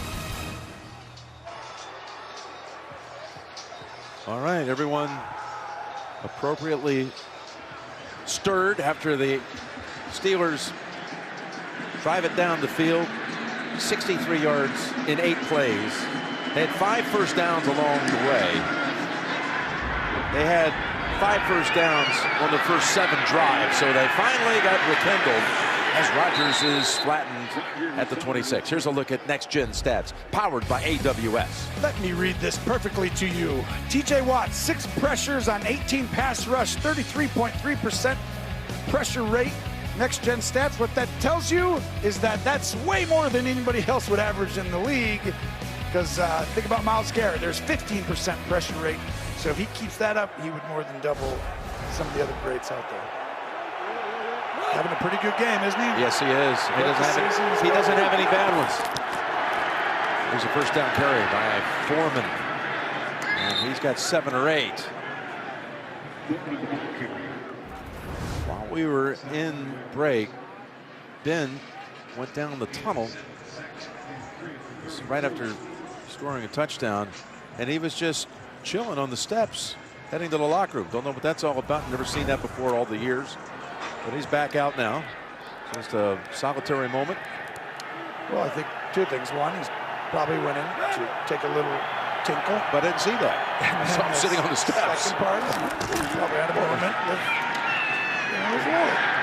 That's what I think happened. There you go. You never know. There's Foreman getting near the first down. I'm going to say he's 3rd and short. Well, here you go. 3rd and short. Step up, hand the ball off quickly to the right. If he doesn't snap it right away. Foreman's been the go-to guy on these 3rd and 1s. They're 3 for 3. Oh, wow. Do you want to run to that right side? There you go. Come on over here. Moves McMath over. Get out there wide. I want to run it now to the left. There's, once again, Foreman surveying the landscape and picking up 4 and the first down. What a great job of motioning. That's all Ryan Tannehill. I know everyone else blocked and everything, but Tannehill basically had the option to move the receiver to block the other side, and they're talking about a possible fumble recovery by Cameron Hayward. He's not going to give him the football back. I think they just gave him the ball. The officials confer, and then they say, after all that it was a fumble. Hayward was right. Let's see if the replay agrees with that. Down. He's down. 2, 3, 4, 5. Now come on back out here. This is one of those that they should take 1 second and be like, nope. Well, things are getting quicker. I will say that. You're getting a chance. I mean, he's so down. It's like, just tell everyone, make the call right now as a referee, because change of possession, there's no red flags. You're not challenging anything. They're doing it themselves. So just tell everyone. Like, to me, that's already announced right now, right?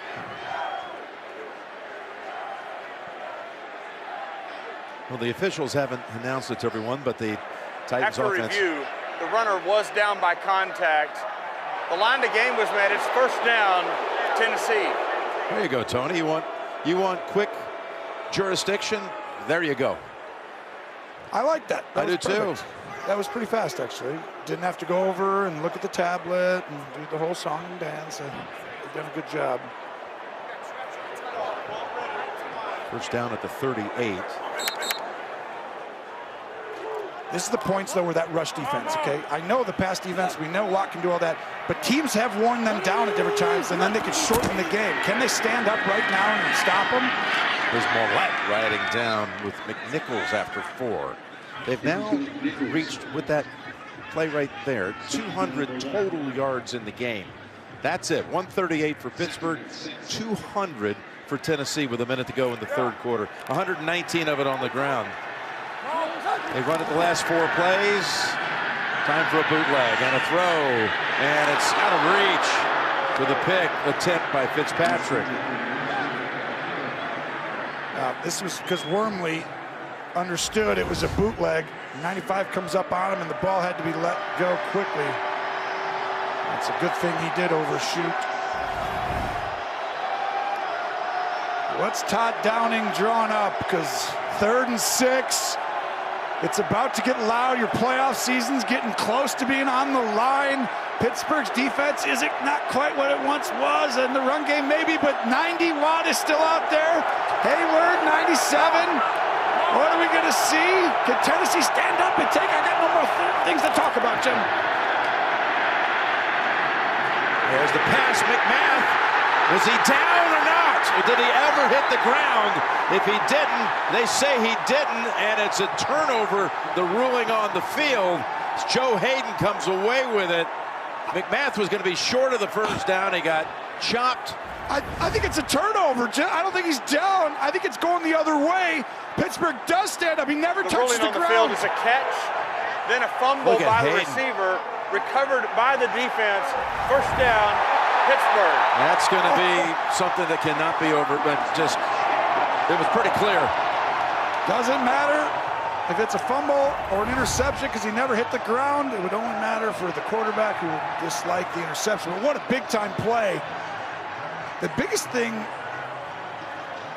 is that you come flying in and you get him to go down, but his elbow is never down, right? That left elbow was the only thing I was going to say. That's the only thing I got to take a look at, too. The left elbow ever down. This is because... Or forearm. It's not. Nothing. It's hand. McMath trying to make a play, the rookie from LSU. And Brett Kiesel goes crazy. Yeah, he's still coming to the games. Yep, that's fun to see. He used to be a game wrecker around here.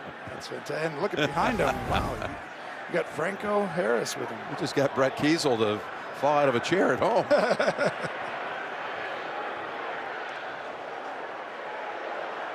Titan turnover story. There it is. This is something we've been on. There are 2 losses since week 5. They gave it away 9 times. Well, twice so far in this game. Was New England, right? 3 fumbles and an interception by Tannehill in that game.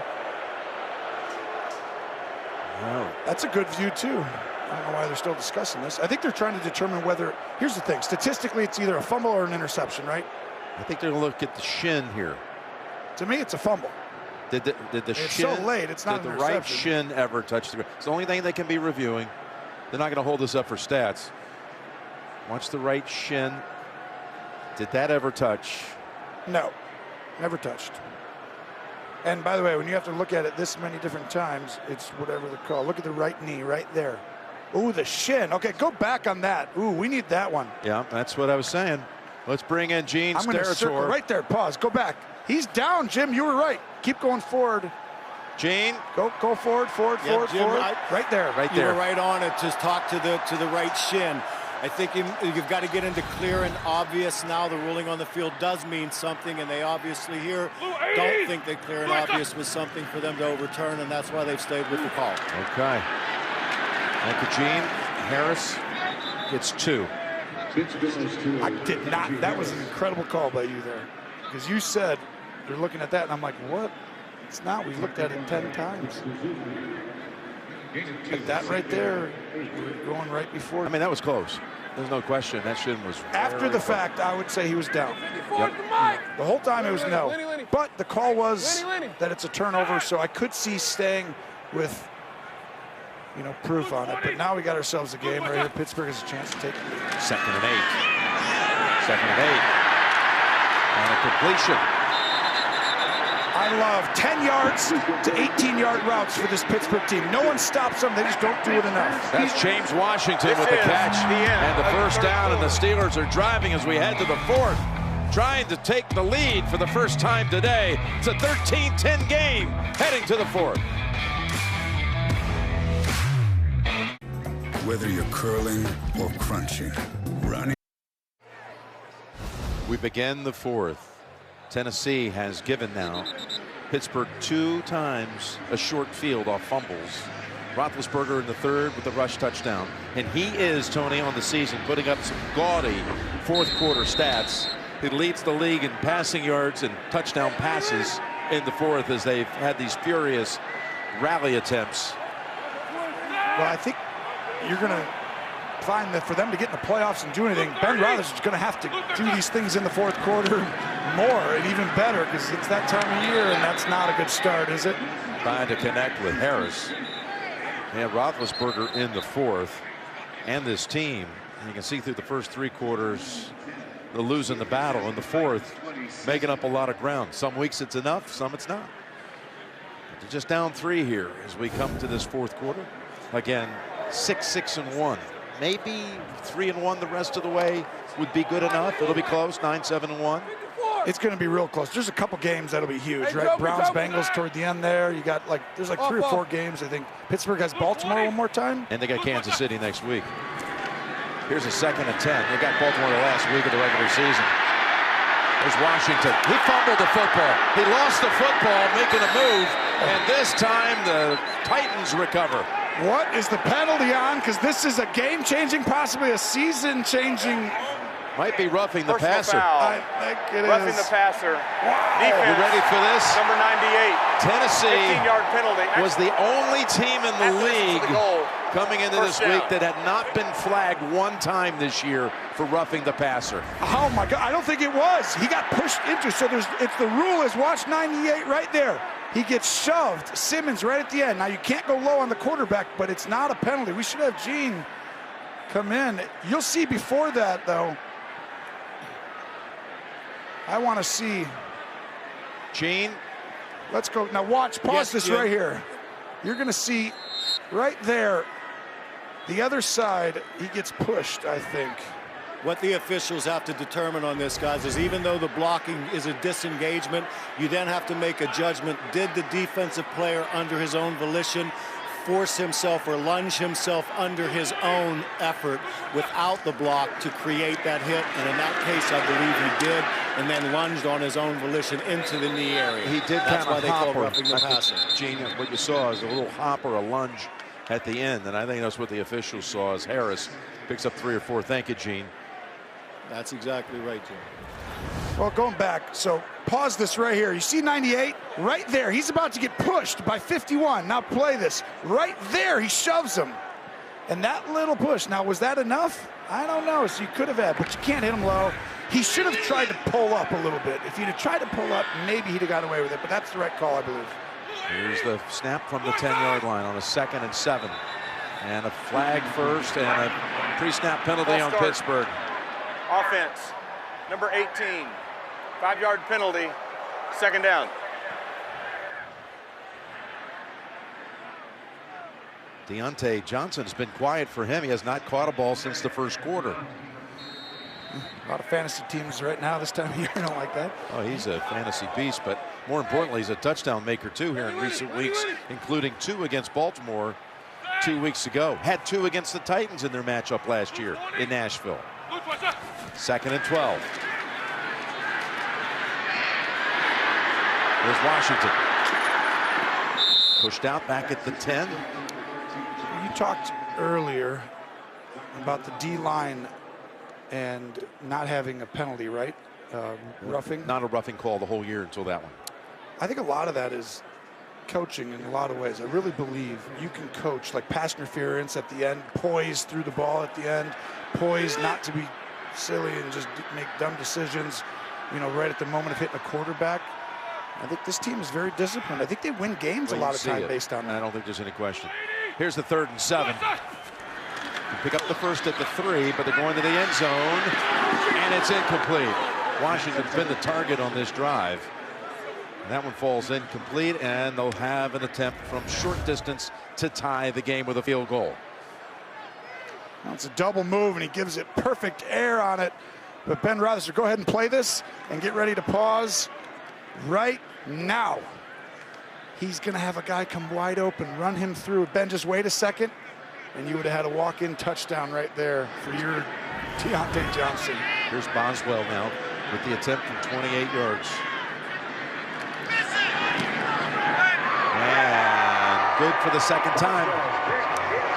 And that's where, when your offensive line gives you more time, you're more comfortable waiting for that second guy. And right now, you got yourselves a great game. 13-all, Jim. On ABC and ESPN. Pittsburgh with 10 points in the last 4 minutes and 44 seconds to tie this game at 13 with 13:24 remaining.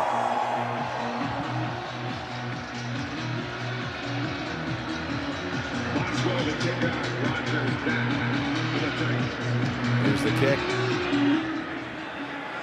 Rodgers watches it bounce at the 1 through the back of the end zone. Touchback. Titans again with those 2 turnovers, both committed at this end of the field, giving Pittsburgh a short field. There's the first one, and here was the second one. Both led to field goals. Both defenses doing their part, keeping these offenses, you know, from being able to completely control the game. I mean, Pittsburgh's been a lot tougher for them, but Tennessee's offense is a lot better this year, I think, than Pittsburgh's. Number 1 seed in the balance for the Titans. As they give it to Hilliard. Look at him wait for that to develop. Nice run for a pickup of 14. And we pick up the update with JB and Phil in the studio. 17 straight by Miami. Tua Tagovailoa throws it to Christian Wilkins, the defensive lineman. out of the backfield. He jumps in the stands, and whoa, centrifugal force just pulls him down in there. Miami 24, Jets 17. Back to Jim, Tony, and Tracy. Boy, that's polite. How about that? Good job, Phil. Good job, Phil. And centrifugal force. Yeah. That's impressive right there. First down, Tannehill. Being chased by Bush, and the flag is out. By the way, Tua has done quite a remarkable job. Everybody was out to... Offense, number 64. 10-yard penalty, first down. Draw some rapid conclusions about him, and meanwhile, under the radar, in some respects, Miami's peeled off a long win streak. They were down early in this game and now have fought back against the Jets to take the lead and try to extend that win streak and keep their hopes alive. Yes. It's impressive what... I mean, they were done. If anyone's ever been done, I mean, what were they usually? 1-7. 1-7, no chance. 5 straight wins now, looking for a 6th. Here's a 1st and 20.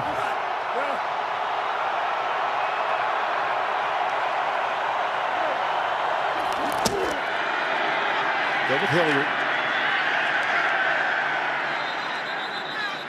And he's got 5, and we got an update from Tracy. Well, Jim, just an update on Steelers tight end Pat Freiermuth, who took that big hit to the head earlier. He's officially out with a concussion, his 2nd in the last month, Jim. Sorry to hear that. Freiermuth is going to be here in Pittsburgh, one of the favorites for a long time. The rookie having a stellar season. But those 2 in a month. Second one is a big one. That is. That's. And, yeah. We're just going to see. That's obviously up to the medical team that they have and the doctors. 2nd and 16.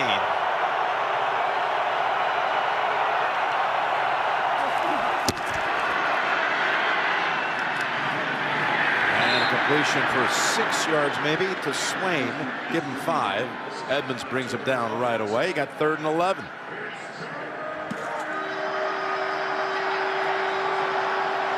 I mean, a Tennessee team with no Derrick Henry, no A.J. Brown, who they hope to have back soon, no Julio now after re-injuring that hamstring in the first half. Who are you going to go to? Team that's won 15 of its last 20 road games. Got a 3rd and 11. Got a completion. What an effort to pick up the first down. That is Chester Rogers. I think you just found your guy. Rogers inside is going to run up and find a little soft spot in that pocket from the slot position. Tannehill's eyes. He does a great job. That's a great shot for young quarterbacks. He knows where he's going, but he has to move the defense, the zone guys. So he turns his eyes and his head a little bit. Then the window opens up. So they get out of a 1st and 20 and a 3rd and 11 and a new set of downs. Now they got Foreman on the field. He's got another good opening. With that hair, sometimes you just, Henry just came back for a second. You know, he's kind of got that little bit. He just glanced for a second. Yeah. He's got a little size to him. Can you imagine when this team does get him back, though? Well, again, that's the thing. He's not, no matter who you are, he can't just come right back, right, Jim? And just like, oh, he's amazing. Maybe. That's why, but you got to slow him back in. And if you got the bye, you got the 1 seed, you got an extra week for him. Yes. 2nd and 5.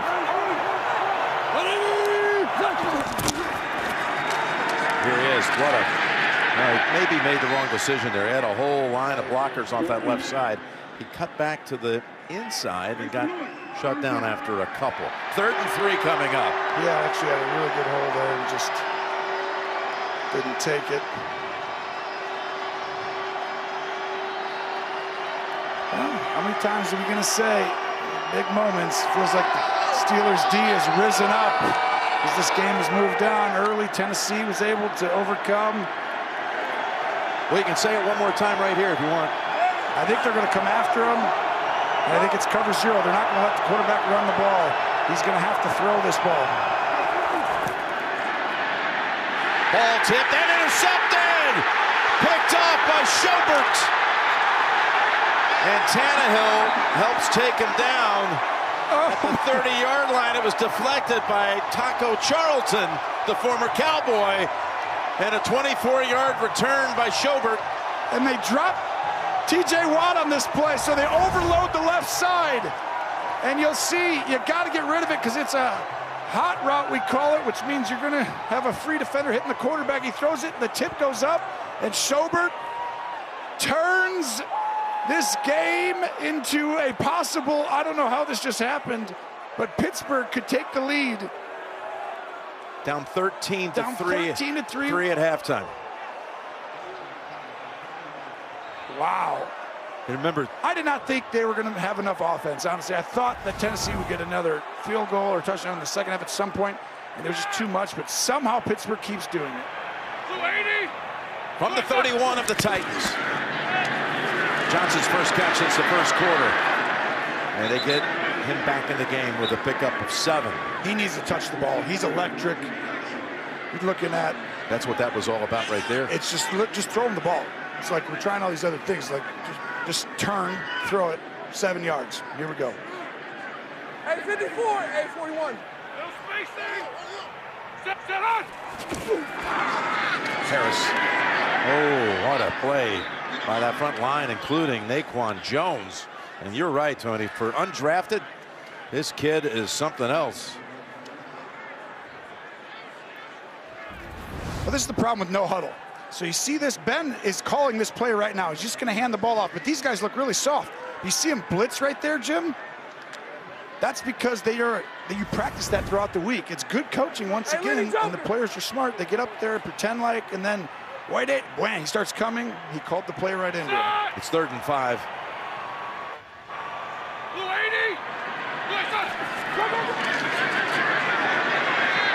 Ben in trouble. Not going to get out of that grasp. Got 3 or 4 Titans around him, and they'll bring out Boswell now to try to take the lead. Danico Autry there along with Landry. Ben didn't need to move up. Watch this. Just stay right here, right there. Just stand there. But once he moves up, he actually created the pressure for himself. That was the time he actually had a good pocket. Boswell has connected on field goals of 36 and 28 yards. Look at this in the 4th quarter. I'm not going to say it. You can see it. It's impressive. It's 46 yards.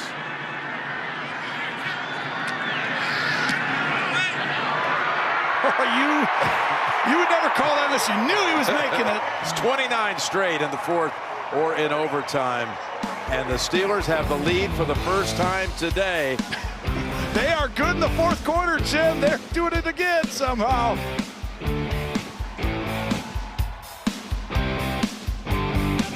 Because you're forever connected by love. To celebrate every kiss with Kay.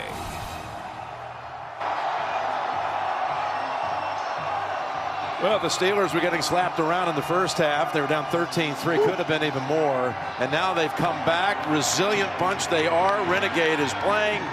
And we have 7:20 to go with a 16-13 Steeler lead. We were at the commercial break right there. This place was going crazy. And I tell you, I was telling our director showing me shots, I said, no one is better during the commercial break than you, because I got really excited. And here we go. He still kept it going for the game. Mike Arnold can do that. Yes, he can. He's the best. Commercial and for real coverage. By the way, next week, what a doubleheader we have. The Bills and the Patriots. Bills are going to win today. And if they win next week, well, there's still 10 minutes to go in that game. But if they do, they'll be playing for first place against the Patriots. We're going to be in Kansas City for the day after Christmas. We'll have the Steelers and the Chiefs in the national window at 4:25, and it all starts at noon Eastern with the NFL Today. Foreman gets the call at running back to start this series. The Titans have been blanked in the second half. Tannehill keeps it, swings out in front. And Tannehill with a nice drive starter, pickup of 11. Good hit by Bush, come flying in, but they use this. I harped on it in the first half. They don't wear it out, so you don't defend it on every play, Tannehill's legs.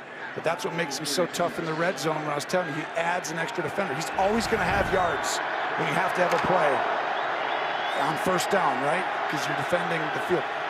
Third down, now they're going to bring the extra guy down there and say you're not going to run on 3rd and 3 for it. But good play call, right timing. From the 36, he lost the snap. Ball's on the ground. That says they have it. Whose ball? Oh, Pittsburgh got it. I thought Foreman had jumped in there in time, but not able to out-wrestle the bottom of that pile where you got Hayward and Watt. Foreman going back and making a second attempt at it. He can try all he wants, but 90's coming out of there. That's right. And the whistle was about 20 seconds ago. Yeah, I mean, when you got brothers, I'm pretty sure he just did that every day of his life growing up. They're fighting over something, but what a big-time play that's going to kill. Just that snap right there. It's just you can't have these mistakes. Go get it. Oh, Ryan, go get it. Well, Foreman, too. Foreman slipped as he was trying to make a dive for it. Ryan sees him, and he's like, okay, get it. And at this point, now it's too late. They have turned it over now 3 times on their last 10 snaps. For the game now, that's 4 giveaways. And 4 giveaways. He's got to be beside himself because right now, you're almost like, if we just don't give them the ball, we're going to win. And they keep saying this each game. The ball is so important. The stats and the data behind it, it's just so overwhelming. And even without Derrick Henry, when they lose the turnover battle, they lose. When they win the turnover battle, they win. Regardless of anything else right now, that's the most important thing. The ball, the ball, the ball, and they're losing that today.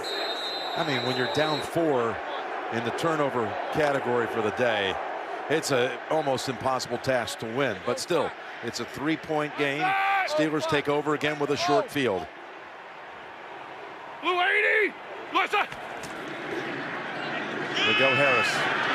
Breaks out of a jam and picks up 6. And we pick up another update. JB and Phil, all yours. Jets D. Yeah, rookie Brandon Eccles reads Tua Tagovailoa. The hitch route intercepts it, returns it 20 yards for the touchdown. The New York Jets and the Miami Dolphins tied at 24 apiece. Back to Jim, Tony, and Tracy. All those nice things you were saying about Tua. Good. I was expecting, I was going to say, and all those people were saying. I know. That's just a tough one. Changes so fast. Can't be late on the sideline and throw a softball. It's got to get there quicker. Under 6 to go. There's Harris. Nowhere to go.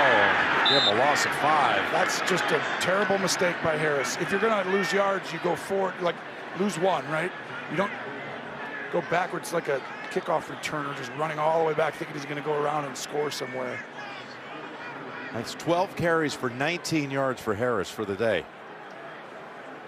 I didn't love that play call, though, either. You know, we already know we don't have the best offensive line in the world. We have a lot of movement, just a slow developing counter. You got a 3rd and 9. Now, this is where Ben's got to step up right here. Going forward here, Jim, it's like these are the plays that you're going to have a chance. From the pocket now, rolling out. Johnson slipped on the cut. But that makes it a little easier, a little shorter. Still, it's going to be 48 yards approximately for Boswell. Again, Pittsburgh does not score a touchdown off a takeaway. They've been getting field goals off these takeaways and now looking for another one to increase the lead to 6. It is 48 yards. Is he good in the 4th quarter, Jim? Boswell? Yeah, I think I seem to recall the graphic. It's putting the pressure on you right now.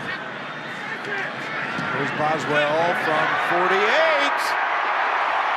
Dead center. Wow, that was pure. 30 consecutive in the 4th or in overtime.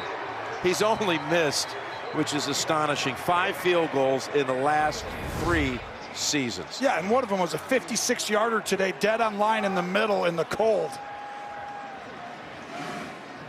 That was Boswell, wasn't it? With the 56-yarder? That was Boswell. Yep, 56 in the cold right before the half.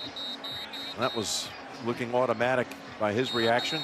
He knew it when it left the foot. There's something about like a perfect strike, like in golf or in football, like, you know, when that kick and you're like, oh, it tails a foot, but it's got like max power on it.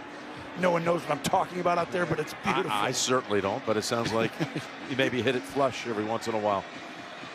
Absolutely. Coming up, State Farm post-game show. JB, Phil, Nate Boomer, Coach Cowher. Might even have some bonus coverage if this one ends early. before all the other ones on this regional Sunday. All the scores on highlights, State Farm post-game show. Chester Rogers has had a good game today. That long punt return and the big third down catch. But he's not going to run this one out. For more on Boswell, we go to Tracy. Well, Jim, I was talking to Chris Boswell pregame, and I was asking him, what is your target line? He's like, I don't have a target line. He said, just put the ball down, and I'll kick it anywhere on this field. And he's showing that today. I think that's right, probably. It's a great way of looking at it, too. It is, unless, you know, you did that in golf. I don't have a target line. I'm like, well, you're hitting it out of bounds. You need to aim over here. And you're like, that's right. Some people don't need it, others do. But when you're that good, it makes sense, right? He doesn't have to think a whole lot. Point, aim, shoot. What a talent. But down 6 with 4:29 to go. He still can drive down and win it with a touchdown and a PAT. As Foreman, look at Foreman chugging along to the 45, pick up a 20. Wow. And there's that thing we talked about at the opening. 30th ranked rush defense is living up to the 30th ranked rush defense. But to be able to run the ball in this type of drive. Here's Foreman again. Right behind a blocker, right behind Aaron Brewer. That 20-yard run on the previous play was the first play of 20 yards today for either side. From scrimmage, we had a 54-yard punt return, and before that 20-yard run, everything was less than that. How about that? By the way, how about a hurry up and run the ball type of 2-minute situation? That's what we're saying here. Foreman got another first down picked up at the 42. And this is what I was worried about. He's hurt. Oh, yeah. He's hurt. Oh, boy. This team. No one's been hurt. I mean, they've had so many injuries this year. It's just don't need another one. What comes? Ooh.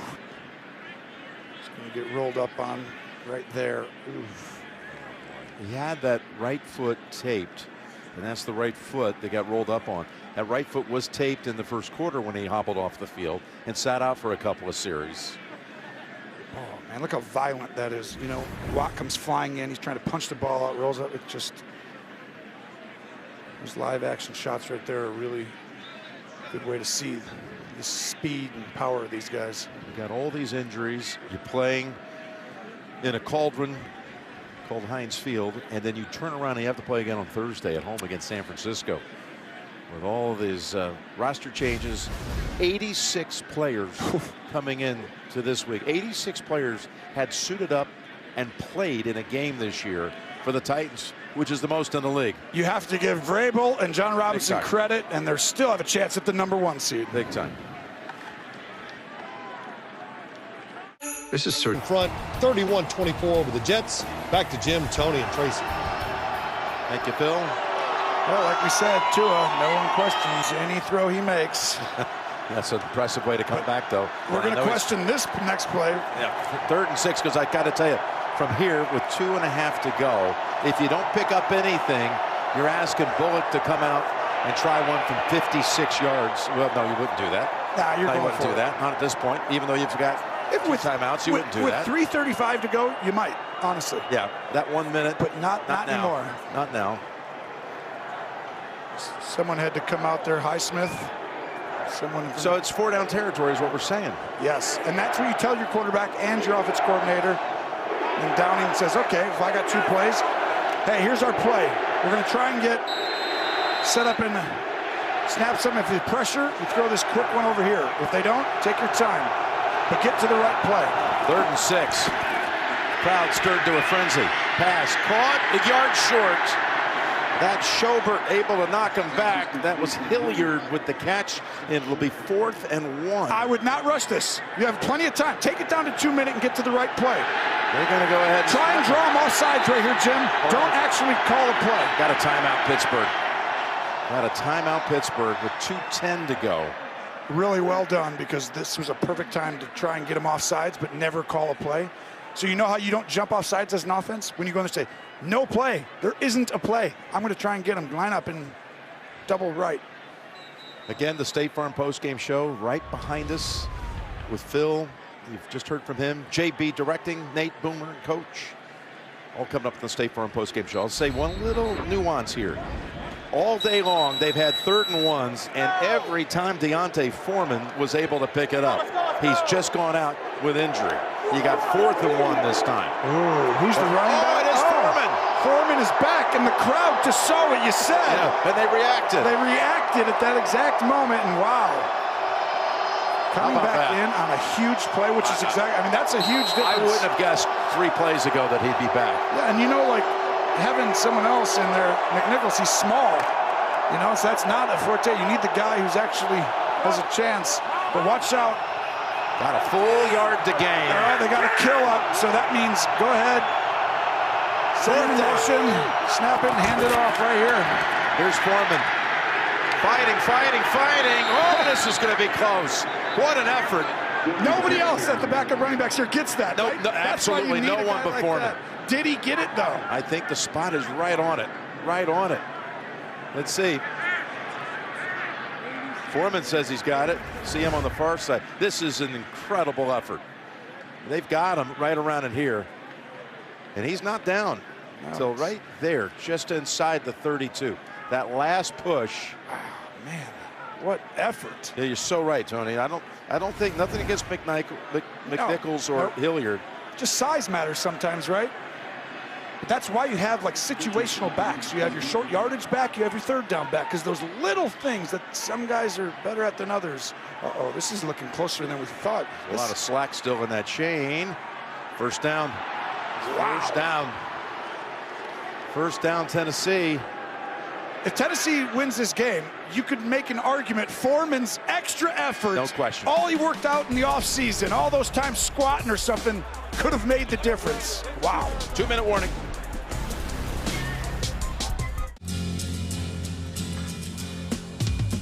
Didn't get more done.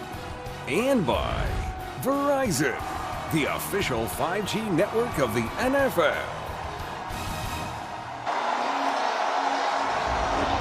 D'Onta Foreman went over 100 yards earlier on this drive, and he just picked up the biggest 4th down of his career. 1st down, 2 minutes to go. Tannehill fires it, caught for a gain of about 8. Well, if you're going to make Westbrook-Akina with the catch. Yeah, that was big time. If you're going to actually make Patrick Mahomes, you know, possibly who else knows, right? But if you want people to come to Nashville and go through you, this is your drive right here, Jim. Here's Tannehill. They almost got him for a sack, and he's able to race ahead and pick up the 1st down. Scrambles for 4.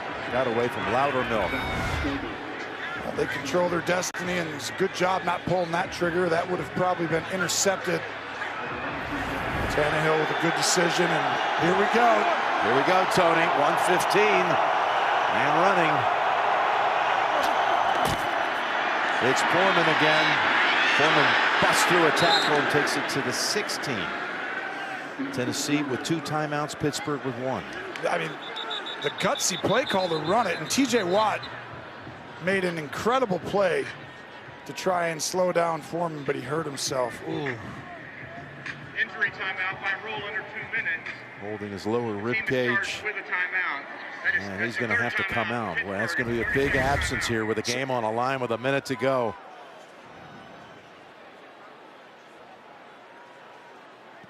So it's he got landed on right there by Nate Davis, and that Pittsburgh timeout, they had to take a timeout. That's their last. He's exposed there, right? You're stretched out. Oh, that's it. Ribs are exposed. I've had a few rib injuries over my time. I remember. One was yesterday, just having to talk to Jim Rickoff, our producer, who's done a wonderful job today. Jim, good job. Tuska comes in for Watt. 2nd and 6 with 59 seconds. Low snap. Tannehill lost the football. And it's recovered. We got flags everywhere. Well, I think this is a fumble, and he got held. So all of a sudden, Watt goes out, and I thought he was still in because it looked like him over there. Tuska. But it was Tuska who actually strips the ball and makes it fumble and almost won the game right there with the Steelers. Holding. Offense, number 72. By the way, 10-yard penalty. Watt has come back in. So this is huge because he's really hurting. You know that, right? Like he couldn't have done something to mask the pain. There's all with the hands to the face and everything. They called it holding, and it's recovered by the Titans, but they're backed up.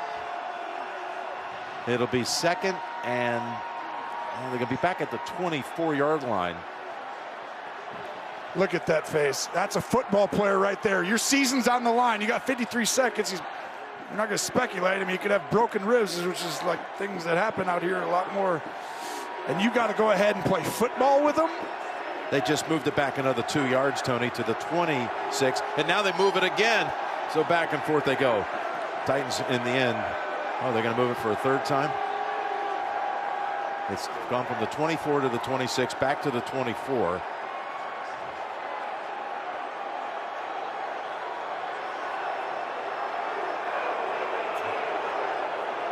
If they decline the penalty, I guess it would be 3rd and 14. You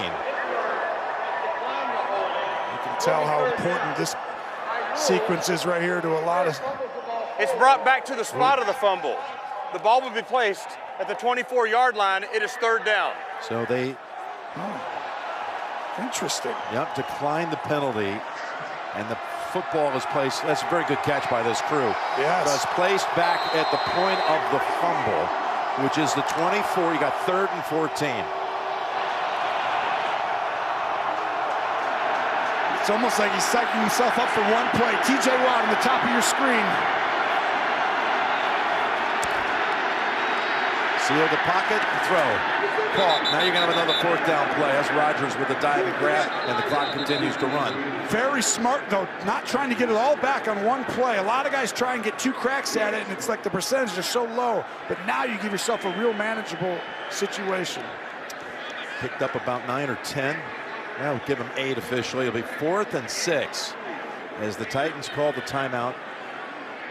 They adjust the clock to 46 seconds. Jim Nance, Tony Romo, Tracy Wolfson. I'd like to welcome some of you just now joining us, that Houston audience. Texans victorious today down in Jacksonville.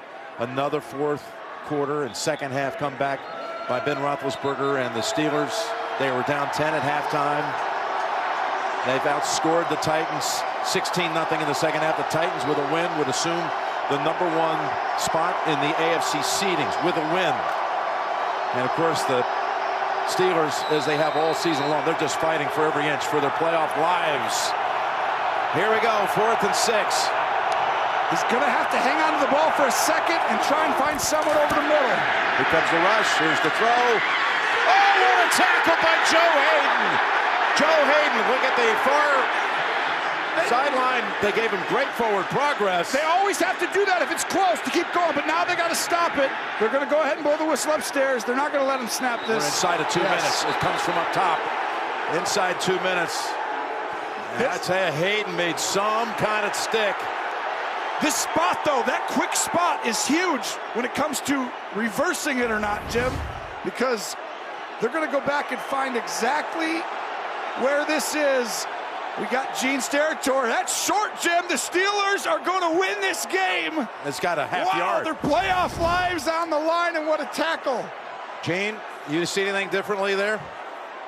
No, I don't. Just a great play by Joe Hayden meeting him, and also the ability to stop the receiver from reaching with the football. In that tackle, he squeezes the ball against the receiver's belly. I think they'll look at this. Well, that's almost an index card play there, guys. That's really close. Gene, is that a first down right there? I would have to get out the index card, I think, Jim. We're going to have to take a look. Oh, they're saying the first signal was it's not close. The Titans can't believe it. Mike Vrabel's saying, go look at that. Oh, my goodness. That means it's for sure over. You're not going to be able to go further than that.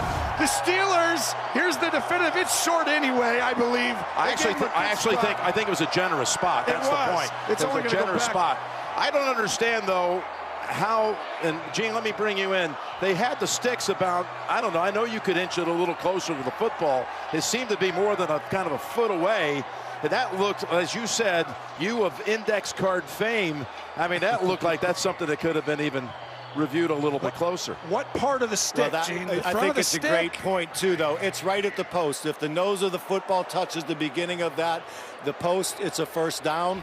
I also agree with you guys, though. That's a play where you almost take your time and maybe look at the ball and where it was spotted, and now kind of have your own expedited review there and place the football where you believe that play ended and then measure.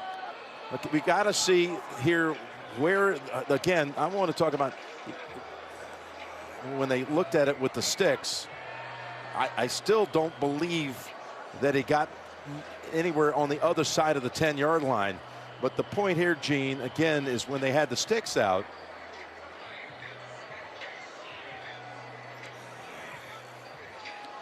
Again, they're. Now, why isn't that closer to the ball? That's what I'm asking. Yeah, like why isn't that closer to the football? Two things. Look, when you look up at the top of the screen and see that first down stripe that they lay on the ground, that stripe looks to be at the 9.5. I don't think the football makes it past the 10-yard line either, as far as the original spot. So I think when they now will review this because of the magnitude, they will go back now and get a firm spot as to where this play ended. And then we will know if they come out to remeasure, but I don't believe he makes the 10-yard line. Let me ask you this. If they would have said with the chain gang, and they would have said After it was... review, the receiver was not able to get to the line to gain. Short of the line to gain, it is first down, Pittsburgh. If their initial look, Gene, with the chains, and they had said it was a first down, they could have still gone back and altered the placement of that football and come back and measure it again, correct? Correct, most definitely, Jim, yes. I mean, Tannehill is in disbelief. He's down on the ground. Witherspoon's in there trying to render a judgment. The game's over. How many plays today, Hayden? I mean, he's been out for a month because of a foot sprain, and that was a gigantic play. He had the other, of course, diving interception. So Kansas City is going to take over the top spot in the AFC playoff seedings. And Mike Tomlin and the Steelers have found a way to do it again. Awakened in the second half. Down 10 at the intermission. Are you saying this is the Pittsburgh awakening? Last year, remember, they were 11-0 and went the other way going into the playoffs. What happens if all of a sudden they start to catch a little steam, maybe get someone healthy or two back? I don't know. Wow. 7-6-1 now. Pittsburgh off the victory.